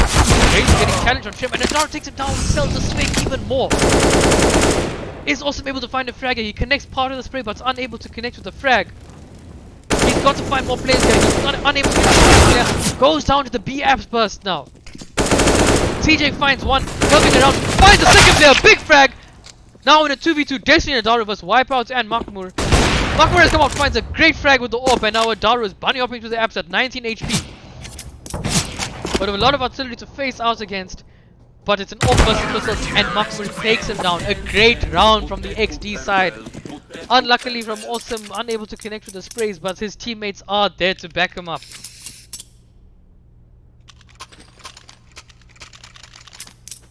What we did see there was because Awesome was fighting and staying alive for as long as he can, despite not getting the frags. TJ had a lot of help and was able to easily mop up the frags that Awesome could not get, and they were already tagged down. Awesome did manage to connect a few sprays, probably 3 or 4 bullets out of his sprays, knocking down the enemies to low HP, around 30-40 HP. Here we have Reigns contacting up to T-Ramp with the AWP along with Wipeout, playing a buddy setup here. And we do have Adaro playing around for this luck, hoping they don't get too aggressive. And they do have someone with him here, but the key player to watch here is Wipeout, who's going to be playing anti-flash here. Reigns holding with the AWP, ready to fight, picks up one. Wipeout's now going to be ready to fight. Reigns picks up another one. A great quick AWP frag. And Massacre will now be looking to put some pressure towards the Palace side. He does get smoked, but Reigns is looking for another frag. He's hungry. Wipeout's getting shot at from behind. Palace plays is falling off. Even is spamming through the smoke, trying to recover the bomb through the smoke, but unable to do so. Bomb is dropped before Reigns' eyes in front of the smoke. A healthy position to be in, and also is pushed up all the way towards middle, preventing any other rotations. We're seeing the Reigns Wipeout take of the T-Ramp coming into effect, and also picks up Massacre trying to go elsewhere. Flash is thrown, falls off. They will be able to get the bomb here, and they do get it in D, but it doesn't matter because Awesome's got control.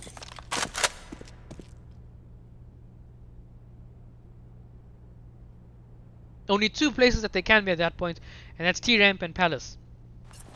Awesome electing not to go for the 1v1. 30 seconds left on the clock. Ooh, where does that smoke go? Oh, Shannon just taught me a smoke. I didn't know that smoke's on Palace, now I know. Destiny takes down TJ. And Deviant picks up Reigns down to a 2v1 situation. Wipeout fighting in the Molly, Molly off a 2v1 situation for Deviant. And he goes down to the hands of Awesome. A bit dangerous to go from a 2v4 or 2v5 to that 1v2 there, but nevertheless, a decent try. Economic damage down as XD Gaming takes the lead 6-5 up. Goliath Gaming getting shut down at T-Ramp by Reigns and Wipeouts. Great frag coming out, and what we wanted to see from Wipeout coming in, he was brought onto the team to frag, and here we have him 8 for 8 doing the frags that he can. A lot of help coming in from Reigns, credit with due. And here we have some B apps control usual being thrown by Deviant, possibly predicting Awesome to come and be aggressive. Instead, Awesome playing a bit passively this time, and Deviant is going to be playing in the back, making sure that Awesome can't push through. Makmur is opping alone here towards the connector area, and you just got to hope he doesn't die. He goes up for the frag alone and is unable to trade out. That was a bit of a risky play there, and that could cost him.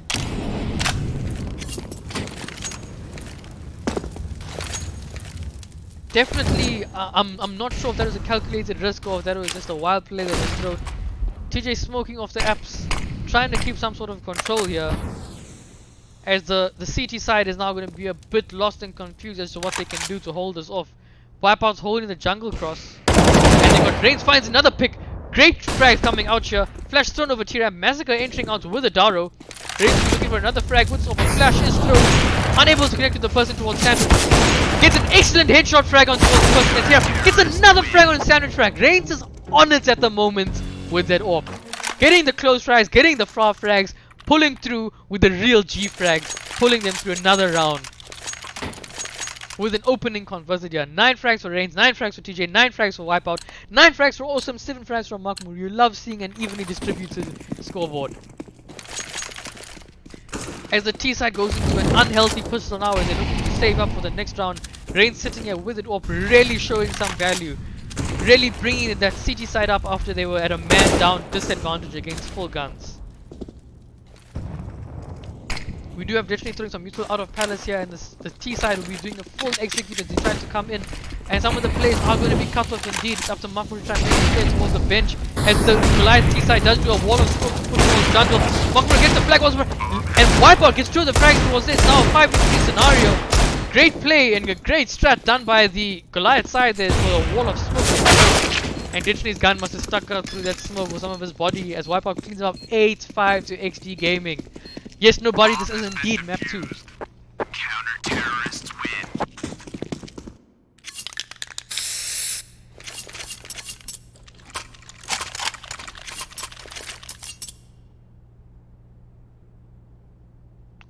And here we have it again.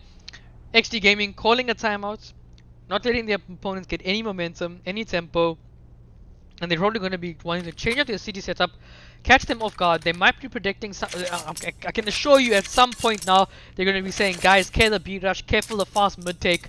They're going to be a bit more careful around this. But definitely this more nuclear setup that XD is playing is working out. As you can see, they lost 3 rounds. They won 3 rounds, lost 5, adapted to it correctly, especially with their T-Ram control, and Reigns getting some massive impact frags. As we head into the next round, let's see what they're able to do. Ibrahim Creel in the chat, go Reigns, make my day, supporting the boy Nasir Creel from the Aha clone. Let's see what they're able to do. 3 players heading towards B for the early round here, already predicting the B rush, as you can see. The one flash throw doesn't really make it a lot more likely. Definitely throwing an early window flash. He's trying to sell a B fake here whilst they're pushing up middle, and instead go for a cat split. And here we have Wipeout fully blind throughout the smoke, unable to do anything else. Bottom finds one, looks towards that, picks up another one. TJ picks up 2 more, 4v1. Zip now, last alive in a 1v3. An excellent side setup from TJ, and also getting the impact flag. Reigns comes in with the final op kill. You love to see it. 9v5, a hectic side hold from XD Gaming. Even after that opening frag on towards Catwalk. A great CT hold. The only thing that could have done that better for Goliath would have maybe have been a couple flashes outside of Cats or Apps to help him a bit later in the round. But that was really well played by the CT side. As we head into the last round of this half, XD Gaming 9-5 up against Goliath. Reigns anchoring towards middle, Muck anchoring towards lowers, double lob setup, holding a hectic crossfire, going for the one and done with the team play, also holding a flash for TJ to peek towards App. There goes the flash, TJ's going in. Reigns finds an early opening pick, and we do have the T's gathering up. They are on the A sides. It's up to Wipeout to try and get something done here. Daro spamming the bomb. Wipeout does pick up, does get some information, spams a bit of damage to the box, jumps up, gets the frag, picks up Deviant as well. There you go. Massacre now left last alive in a 1v5 situation. Probably not going to work out for him. Not going to probably check out the spot, and then Wipeout gets a 3rd frag on this small Massacre. 10-5 to XD Gaming on the CT half of Goliath Gaming's map pick. Counter-terrorists win. I don't think anyone would have seen this coming. I think people would have expected a lot more plosive and a lot more dynamic T-side coming in from Goliath, given the fact that they had such a dominant nuke aggressive T-side, really moving fast, getting out there, trying to get something done, and we're just seeing them getting cut off on the Mirage setup from XD. You absolutely love to see it.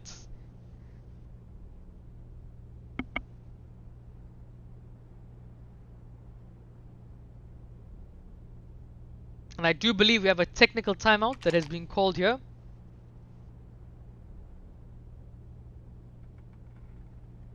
I wonder if there's any PC problems or something else going on there that they're probably going to try and get sorted out. Yeah, we have the CT side who probably hasn't even bought anything yet, and so they're probably going to be discussing whatever is wrong.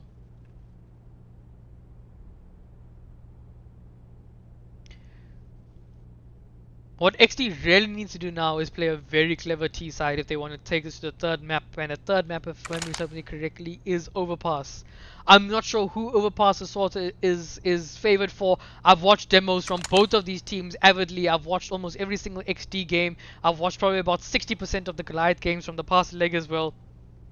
I don't know who Overpass favors. I honestly can't tell. At a gamble, I'd probably have to say Goliath Gaming does, just because they're favorites.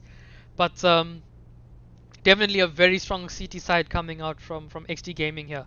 This pistol round can either make or break their Comic Con run and take this up to the 3rd map. So let's see what happens.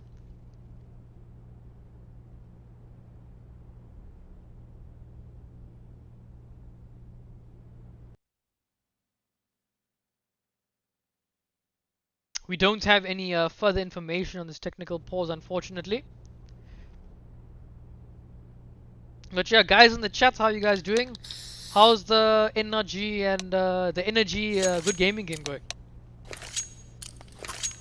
So all the new viewers, this is now the second half of XD versus Goliath. 10-5. Goliath took the first map, and now we have XD coming up again, having a 5-round advantage over the Goliath side. However, Goliath are now on the CT side, smoking the kits on Deviant and 4 sets of Kevlar, 2 smokes and 2 mollies on the T side. Going for a cat smoke here from Reigns, and we do have some players working towards lowers, making some noise lowers, and we do have 2 players coming out towards middle, and this is looking like it's going to be a full connector take, perhaps towards the A side, or a late cat burst. But players lowers definitely makes me think of connector, and Zip is jiggling around here, but he has no support from Deviant. It's on the T ramp. They have boosted someone into the window. A great play. Looks like we've got some renegades coming through here, and a flash coming over as they do double back. Definitely finds a pick onto Reigns and onto Awesome towards the catwalk area, and now we have a Daro towards the app. Unable to connect. Makmur goes down. A 1v4 now. Wipeout left alone into a 1v4 scenario. Fighting outside the balcony. It looks like they were trying to use this strat to get a linchpin into the nest area and then split onto the B side, but it hasn't worked out for them. A crucial round for XD Gaming lost. Yeah, Goliath Gaming. Stefan Buerta, map 1, energy leading 4-3. Thanks for that update, homie. And we've got a thick rifle buy coming out from Goliath Gaming as they're going to try and make sure that XD does not take this to a third map. Early top mid smoke coming out from the XD side as they look to try and burst towards middle here. Zipped up spam into the smoke, managed to pick up Reigns through the smoke. No Kevlar and the block, and here we have Awesome running through the smoke, trying to get some pressure, and the T side is completely unsuccessful. 5 CTs left alive. But now we're going to see a full buy coming out on this T side. Probably going to see AK armor or SG armor, especially on Awesome, and then smoke double flash setup most likely to come out of this. Oh no, they're opting for a half buy to get ops up in the following round. Okay, interesting, interesting. I was not expecting this. I haven't seen this in the XD strat book. We've got 2 scouts on Rain and Awesome, and then 3 sets of armor and 2 deagles and a Mac 10. And we got players aggressively making noise towards low and towards B side. Definitely here towards cat. Sisu does pick off Reigns with a grenade. And the Daro picks up as well. TJ eats another grenade here as well. And Wipeout working up towards T-Ramp looking for a frag. Deviant holding the Palace burst. It is known that Awesome does like the contact out of the Palace area. TJ has found one towards Nest, but Zusup has also found one towards lowers. And Deviant dings Wipeout all the way down to 3 HP. Nate will finish him. A great set of skills being displayed there by Deviant. TJ comes out to T-Ramp now. And out of keeps over the smoke on 1 HP. He's trying to get something done, unable to do anything. Awesome predicts the push. Almost lined up a collateral headshot there, but unlucky. That was a big round for XD to not get any frags, and they definitely wanted to get at least 2 to 3 frags there with the buy that they had going on. But let's see what we have happening now. 2 SGs, a full stack of util, 2 AKs and an AWP. XD knowing they have the rounds to work with, 10 to 8s, playing around the util, and we have only 1 player towards the B side. They tries to go for the catch up, got blocked by the smoke. You love to see when Zaiwus himself back up to cats. And Awesome working his way towards B, trying to put some sort of pressure, and we've got Massacre jumping up and playing aggressive. Detonally finds an opening frag onto Mark and gets another frag as well. Looking for a third frag, gets a third frag at 3k. Detonally as TJ's up towards lowers. Trying to find Detonally swings out the smoke with a 4th frag. And he's probably going to be looking for the ace now as Awesome is left alone, and he's going to be thinking to himself, ooh, Yara, as the whole team's gone down.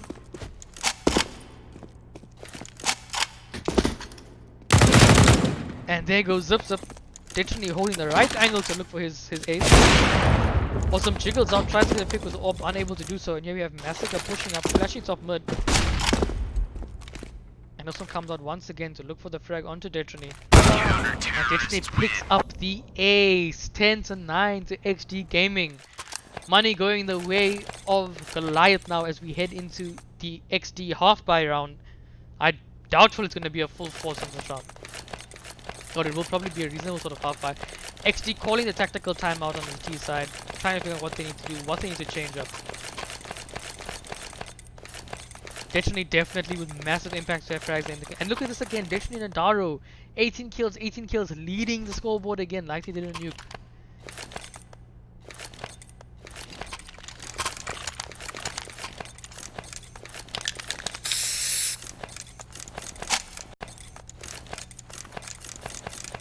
And now we're live with 2 Mac-10s and 3 rifles. Again, my prediction is totally wrong. XD playing against what I'm predicting now as they come out with the buy. With this little neutral though, I'm interested to see what they do. They're heading for a TJ's already on 1. And he heads fast towards connector. He's made a lot of noise here. And he goes down to an HE. But here's Wipeout just aggressive, and he goes down as well. Already the round is in shambles. Awesome walking on Palace, finds him to the wood! Now it's a 1v3 situation, looking to try and get the third frag. Awesome has to unable to do anything else from it. XT Gaming now definitely needs to try and do some sort of save and get some solid economy up here.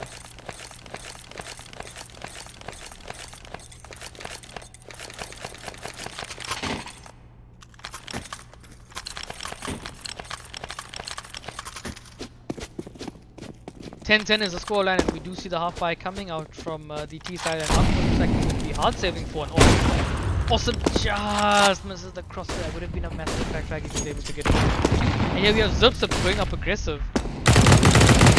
Picks up 1, picks up 2, feeling the confidence. Wipeout comes from behind him, gets traded out. That's 2 players down already, announced with 2v3 situation. Wipeout with a helmet and Deagle. Awesome contacting out T-Ramp. He's playing off like a frag. Unable to get it. And Massacre climbing up the monkey bars there, looking down towards Wipeout, getting the frag. 11-10 as Goliath have won all 6 rounds in a row as the CT side. The morale on the T side is not going to be strong after that. But we do have a strong buy coming out. Will Mark go for the fast op shot here? Let's see. He looks like he'll be going towards Palace instead, but doesn't mean he won't be a fast shot. Steven dropping an 83 there, definitely dropping a smoke. And he's gonna peek in front of it, but Mark Morris says, gets the frag on him instead. That's a huge impact frag to get, taking one of the lead fraggers. And Reigns picks up the Cat aggressor. Now 5v3 Massacres jumped out the apps, more interested in playing towards the Cat side. Back out, but Adaro does push towards connector smoke, picks up 2 frags, a huge play coming out from the solo player, he's able to find 2 frags with, and Massacres out towards Cats. Great insight by Adaro there to make that play. They won't know that the B side is completely unguarded at this point in time, but Adaro will be making his way back towards it.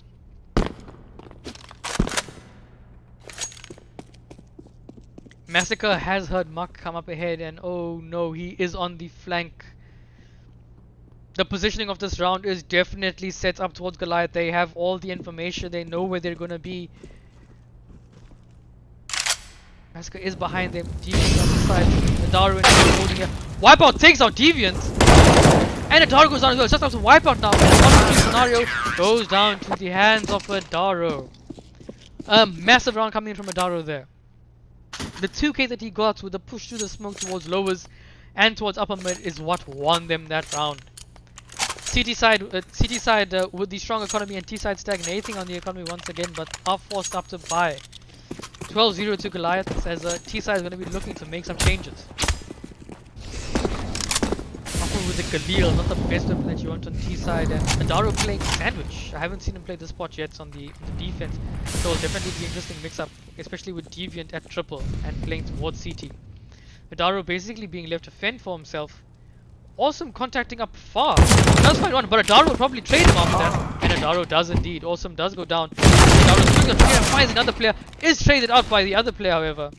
And we do have TJ late lucking towards Mahmoud picks up a frag onto Zipsup and Ditchney is left here with an AWP. And that nade, does he kill him? It does. Such great util usage from this CT side. Now into a 2v2, a passive setup being played. Massacre playing kitchen. Ditchney playing towards jungle. You just gotta hope they don't boost in. TJ and Wipeout looking for a frag here. Only 1 minute in and already a 2v2 scenario. Decent usual on both sides as well. 2 mollies on the one molly on the C side to help with the retake. And we do have Ditchney playing a passive CT side with the AWP.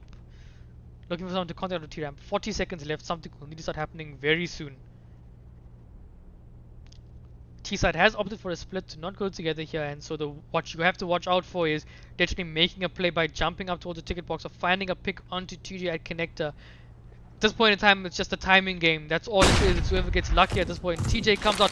Wipeout finds Detrony. Now into a 1v2 for Massacre, and they need to plant safe. They do indeed.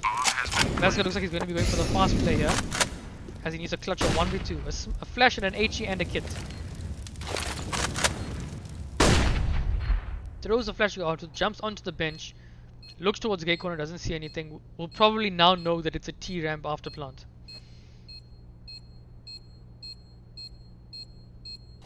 Trying his best to find the players. Throws an early HE. Does know they can be CT as well. Does he opt to save the AWP on CT side? Right. The wipeout peeks out and gets the frag onto Massacre. No AWP saved. 12-11 to HD Gaming. Another tight game. I can tell you now, a lot of casters, a lot of the analysts, a lot of people were predicting one thing, and that's that they were predicting a complete stomp from Goliath versus XD. And the first map went 16-13, and here we are, 12-11 Goliath to XD. XD are fighting tooth and nail to keep it into the game. Whether XD wins or not, they've already proved enough casters wrong. Here we have Adaro with 25 frags. Massacre only with 8 frags, not being able to find many more. I'm not sure if they're not going to this area of the map, or if we're just not able to get anything done here. Wipeout with 21 frags, James with 14 frags. Remember those impact frags that they had on the CT side. And here we are now going live. T side with a bit of a strange buy, getting a Mac 10 and 2 flashes on Reigns. Reigns, I think, the fact that he's only buying 2 flashes, I'm inclined to believe they're going to do a fast B take here, with Reigns entry fragging and rushing out for them. And that is indeed what is happening here. We've got fast smokes coming out. We do have Detrony is going to be blind, and Massacre playing for the counter flash there.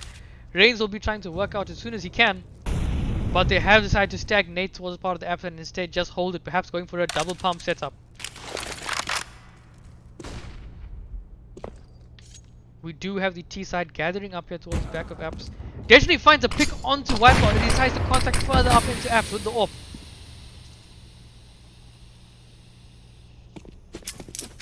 Detrony now electing to fall off. Massacre and Detrony playing together here. The double smacks and cat smokes have come out, and we do see the entry coming out. Reigns takes out Massacre. Can they take out Detrony? Takes out Detrony. Reigns trying to link the spray towards the window, looking for the upgraded gun, but he cannot find it. Flashes towards the kitchen window as they're going to try and get that bomb out instead of plant. We do have enough time to look for another frag. 50 seconds on the clock. Adaro is working up behind them B-apps, and they will be predicting someone coming behind them. Reigns on very low HP, but does has an M4. He needs to play the bench headshot position to maximize the utility of his health. Does have a smoke. Adaro goes down. TJ gets down. Makmur goes down as well. It's just up to Reigns. 23 HP. It's not looking like it. Picks up one, unable to pick up the other two. I wish I had some other observers to see if that post plant was weak or not, but unlucky there, as XD do manage to salvage that round after Detrony did find the opening pick. Great entry by Reigns with that Max 10, linking up some headshots there. We do still see a 4-round loss bonus coming out from the T side, and AWP 2 SGs and AK and AK 11-13 up. This is the round that bankrupts the T side if they're unable to do anything with it. Makmur going towards Palace. Zipzip and Massacre going towards no Detrony this time. Detrony has gone to look for his frag towards the catwalk. Reigns holding it forward towards lowers, waiting for someone to try and peek here. Very interesting setup being played there. Fortunately, no one is going to tickle his fancy at the moment. He does look towards upper, but unable to do anything done. Awesome finds a huge opening with a Massacre, and that disrupts the entire B setup at the moment. Zips are forced to fall off. We'll probably be seeing Detrony trying to get a bit more dynamic now and trying to get an opening with it up, especially after that. Deviant moving closer towards the side, flashing over middle for Detrony to pick up. Does spot one, but unable to connect. Reigns still angry for the peak. Great discipline CS being played here. With 1 minute left on the clock, not a lot of useful on the CT side, but they do have mollies to help them to retake if need be. Detrony contacting up BF looking for a frag as Ash. Oh my god, as Austin gets fidgety. Detrony might have walked into the dot of his scope there if he had waited just about long enough. But it looks like Reigns wants to go challenge instead, and it looks like the T side is heading towards T ramp. They have 1 smoke and 2 flashes, so could this be a CT smoke with 2 flashes to go over towards the jungle side and contact up towards the sides? Rain's trying to sell a B fake, dropping his flashes early, and it works. Zip was rotating off with the kitchen smoke that was thrown. Deviant, however, now getting pushed from CT. They now know the fake. The jig is up. Awesome is out, holding the CT player. Daru gets 2. Zip finds 1. Wipeout found Zip, and it's now up to Wipeout's rotate. And 10 seconds on the clock. I don't think they're going to be able to get this plant. They don't indeed. Getting Reigns finds a strike in a 1v1! Is he going to die after time? No! He goes down 11-14 to Goliath. And Reigns with now only $250. That round went to the nail. Wipeout did what he needed to do to bait the plant. The only thing that could have happened different there was if Wipeout faked the plant and then challenged afterwards, they could have won the round, but very, very close. Goliath now breaking their momentum. Calling their first tag timeout, I believe I've seen. As they try and figure out how they're going to win this map and get to the semi-finals. To all the new viewers, welcome to tuning in. You're watching Goliath vs XD Map 2. Goliath took the first map 16-13. And they're now 14-11 up on XD Gaming. A map that is predicted to be a complete stomp of Goliath vs XD. But XD are fighting their way up. We're approaching match point for Goliath here, 14-11. And let's see where they go. 2 SGs, a Galil, and 2 pistols. Heavy A setup, probably will eventually look to pick something. Reigns fully blind, but he's not able to get the frag. Gets punished, only to 16 HP, and Reigns gets the frag. Definitely untimely way to die there. Massive is trying to face how they do this. He's unable to do anything. Also has a frag, a proper 4v1 now. How did this round become what it become? It looks like the entire Goliath gaming side called that timeout, then just decided to play completely disoriented CS.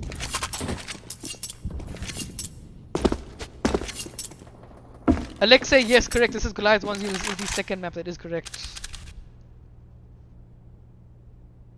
A complete swing round and a massive round to damage the economy of the CT side. XD managed to pull through. A truly incredible round. Everyone whiffed, it looked like, on the Goliath side. Unable to do anything. Not expecting that fast tempo play.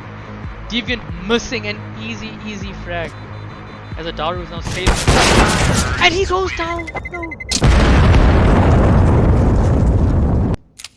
A truly wild round. The economy now in shambles. 1 round lost bonus for the CT side and 3 rounds of lost bonus for the T side. If there's ever a time to tempo swing and make a comeback for XD, it's now. Let's see what Goliath falls up with. They got a scout, full Kevlar, full pistols. Definitely a winnable round for Goliath if they do decide to play it. So they stack 3 towards the B side. Looks like they're going for some cat pressure here. But again, another fast cat coming in from Reigns. They are going to get to the B side.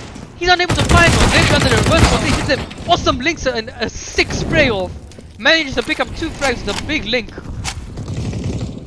Adaro now here towards the chase and picks up TJ. Knows there's one sandwich and one close. Picks up Makmur. Situation. TJ goes down. It's up to Zip.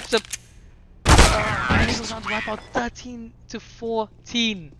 Another wild round for Goliath vs XD.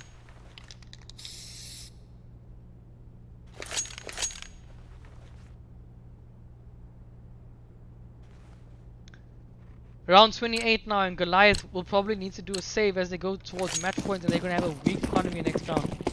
5 USPs is unlikely there'll be anything that can be done. Adaro on 31 frags. Massacre uncharacteristically on 9 frags.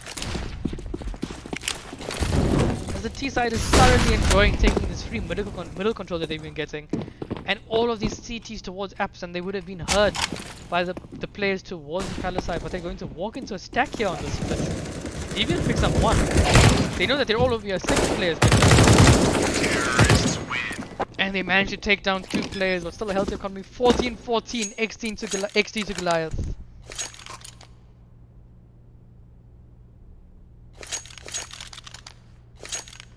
Here we have it. This is the round that Goliath need to win. If they don't, this goes to map 3, and I don't know what's going to happen on Overpass. I don't have any prediction for you guys. I don't know what's going to come through. Wipeout dropping the early top cat smoke once again, and they're probably going to go towards the focus round, or probably the same splits. Rain coming with a volley towards left, but here we have the play getting aggressive towards connector. Zip goes down. Daro picks up one. Is he able to pick up one? Also pushes through the smoke. Picks up a Daro. Now it's the 4v3, 3v3, 2v3. Makmur finding Deviant now into a 3v2 on site. They go to bomb sites. Massacre and Definitely now need to try their best to try and clutch this.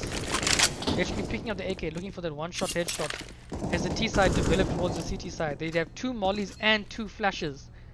CT side does have 2 smokes, but no kits.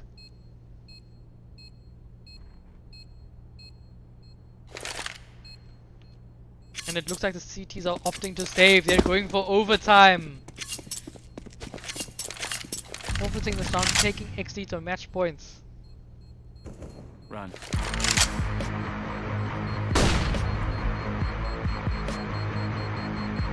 T side with a very healthy economy. 2 players on 8k. They're gonna have a very healthy buy into this round, and the CT side is gonna be struggling. This should be a guaranteed round for the XD versus Goliath side. I must say, I don't think anyone predicted a third map. No one predicted a third map. Goliath now calling a CT side tactical timeout, breaking momentum and trying to make sure that they can pull this through.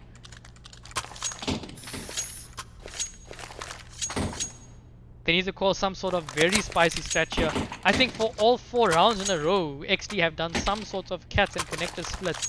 So is this the round where they repeat it and they walk into a Goliath counter, or do they do the change up and do some sort of B rush or palace burst?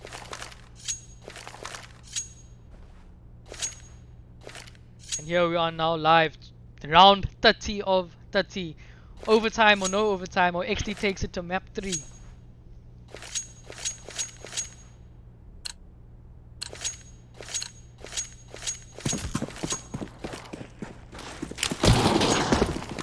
Massacre dropping an early B app smoke to help Definitely solo B apps and take control of it. Drops an early smoke and looks like it's actually taking the control, and it looks like we've actually got closer to what I predicted coming up here, and we've got players moving towards Palace. Wasn't ready with a flash, drops one out, starts contacting out, dies in the hands of Deviant, picks up 2 frags, Makmur now looking unable to do anything, goes down, and it's now Reigns with the luck running towards kitchen, but Massacre's heard him. And 15-15, we go into overtime. Now is not the time for a toilet break. We're going into overtime for XD versus Goliath, doubling the prize money from the quarterfinals to the semifinals. And they've called a technical timeout. They're probably going to cause some sort of pause between this map. Once again, Nuke won by Goliath 16-13. And they're not being allowed to have a break. And now going 15-15 on the Goliath map pick on Mirage. And we're heading live into the game already. No break being allowed. Players really wanting a break, but VS Gaming admin saying, nah, you guys are going to keep on playing. Overtime. To all the new viewers, welcome to the stream. You're heading into the best of 3s now as we head into overtime, where all teams start off with 10k. There's no need for CT side to buy helmets because everyone's going to be running around with AKs and one-shot headshot weapons on the T side. And Makmur getting a P90 and a UMP. Some sort of misbuy coming out here. Buying that P90 cleverly because he knows that the CT side is not going to have any helmets and he's looking to abuse that. We might see some sort of fast B rush, B entry here with this. And from the way it's setting up, that's really what it's looking like. Destiny and Massacre here, and Destiny here with the AWP. Massacre getting ready to flash Destiny up in towards the site. Are the pillar smokes coming through? Yes, they are. And here they are. Let's keep our eye on Makmur. Running in with the P90. Can't be hurt. Destiny finds pop rack. Goes down to the P90. Makmur pre-firing everything he can. Runs out of ammo. Players jumping through the catapult. Nothing something done. Now TJ left alone taking apps. And he picks off. Wow, so 1v1 situation. He managed to find 2 frags. TJ versus Adaro. Bomb is dropped. Adaro does get the information, but both players are on 100 HP still.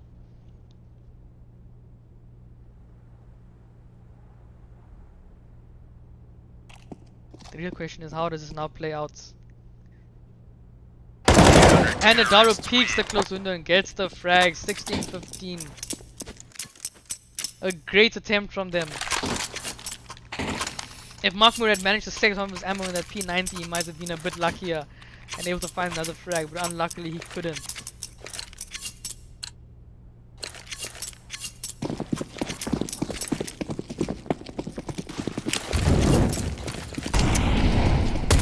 side dropping some early lethal towards the T ramp. 16-15. And an early AG being thrown up as CTs look to aggressive. Reigns caught with his utility and knife out instead. And the terrorists are reacting to this aggressive throw by saying, let's take A quickly in return. Awesome needs to get the frags here. Awesome is in the key position. He's thrown a molly towards the staircase. He smoked off CT. He's gonna push towards CT. This is the frag that he needs. He needs to get the frag onto Destiny. If he gets the frag onto Destiny, this becomes very winnable. But now here comes Deviant. Volleying off the gate corner. Awesome is gonna wipe out, picks up Deviant into a 3v3 situation. Awesome sees the player stairs. Unable to connect the spray. 2v3 situation. Unable to kill the player as well. TJ now left alive himself. Cannot make it a 1v1 like he did last time. 17-15 to Goliath in a very intense overtime. Bomb has been defused. T-side coming out to will now be their last buy.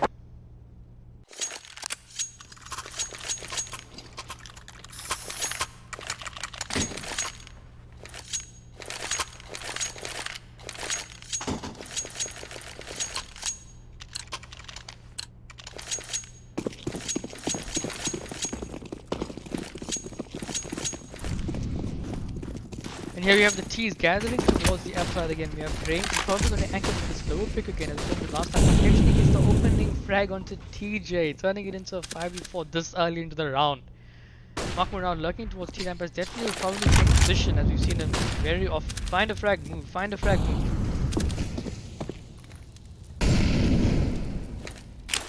Here we have Zip prepping a flash, probably for Destiny to peek off. This flash bounces off the wall towards top mid and Destiny sees nothing. Reigns anchoring for the peak towards lowers, but they're being conservative around middle. Awesome holding the same setup as he did last time, waiting for someone to peek apps and he can get the frag. 1 minute 10 seconds left and the T side when he starts showing some aggression soon. Madaru is jump peeking at the CT side. And we're interested to see where this bomb goes. Deviant sees nothing towards the palace side and starts playing towards the nest side. Madaru playing the off angle here, the one and done under balcony.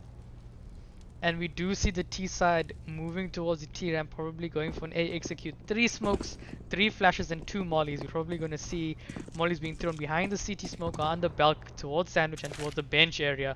And a false exec coming through. And I'd like to see a vanilla exec coming here, but the real question is, does Adaru burn in the molly that's thrown? They use one in the molly sandwich. Reigns finds an opening frag with Destiny. Adaru finds one. Finds Makmur as well. And things are not going to be there. Wipeout. Wipeout finds Adaru. Now looking to get Deviant. With 14 seconds left, it's not looking likely that he'll make this work. 20 HP and 5 seconds left. He knows it's over. He knows nothing he can do. And he goes down. Not a single round won in the overtime by XD. 18-15. Adaru with 37 frags. The good house go out and we're on match points for the T side of Goliath. Now we didn't see a very strong T side. Well, in all fairness, it wasn't that Goliath had a weak T side. It was that Reigns, Wipeout, TJ, and Awesome were both playing great CT side setups on their respective sides. So let's see what they do here. Definitely with the AWP probably going to look towards perhaps a B apps pick or a lowest pick. And we do see 3 players going towards B apps here. Trying to put the presence. Mark holding towards top middle. And they have no one in the nest. Reigns holding a scope towards T-ramp as well, and that's where Daru is holding above, waiting for a push.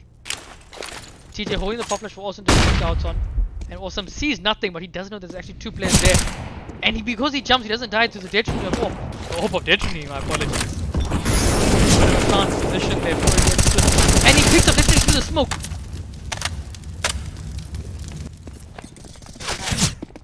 He does have his teammate trying to support him, helping him get out of there. And they're now going to be trying to look for another frag. A great opening found by the CT side, and it's what they needed. A risky setup has indeed paid off. And Makmur is now putting some Molotovs lower. Reigns still holding T-ramp, holding for the contact, but they're probably going to be flashes coming out and you will be blind. There are still 2 smokes left, so we're likely to see a stairs. And he whips the shot. The Daru gets a completely insane headshot on towards Reigns. Makmur will be unable to connect towards the smoke as the T side develops onto the whole side. A careless frag given away there by Adaro as Wipeout looks to contact towards the CT and find a jewel. And they now need to try and get this bomb plant down. Deviant covering. Massacre finds a frag on Awesome. Deviant jiggling against Wipeouts. Oppa goes down. Deviant and TJ fighting. Wipeout picks up the play and it's 2 left alive on the CT side as XD clean up the round. 16 to 18.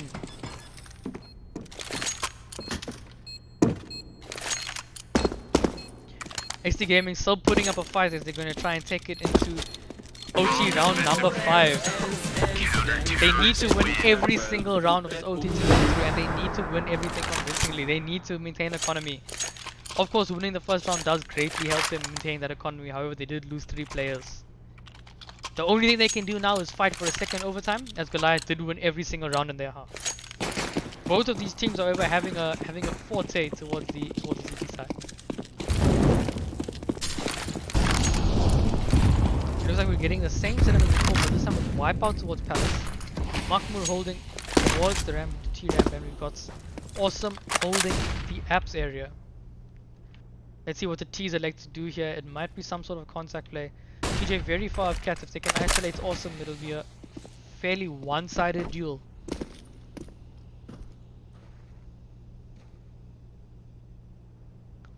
Cat has been forfeited and Awesome is ready to trade frag with TJ here.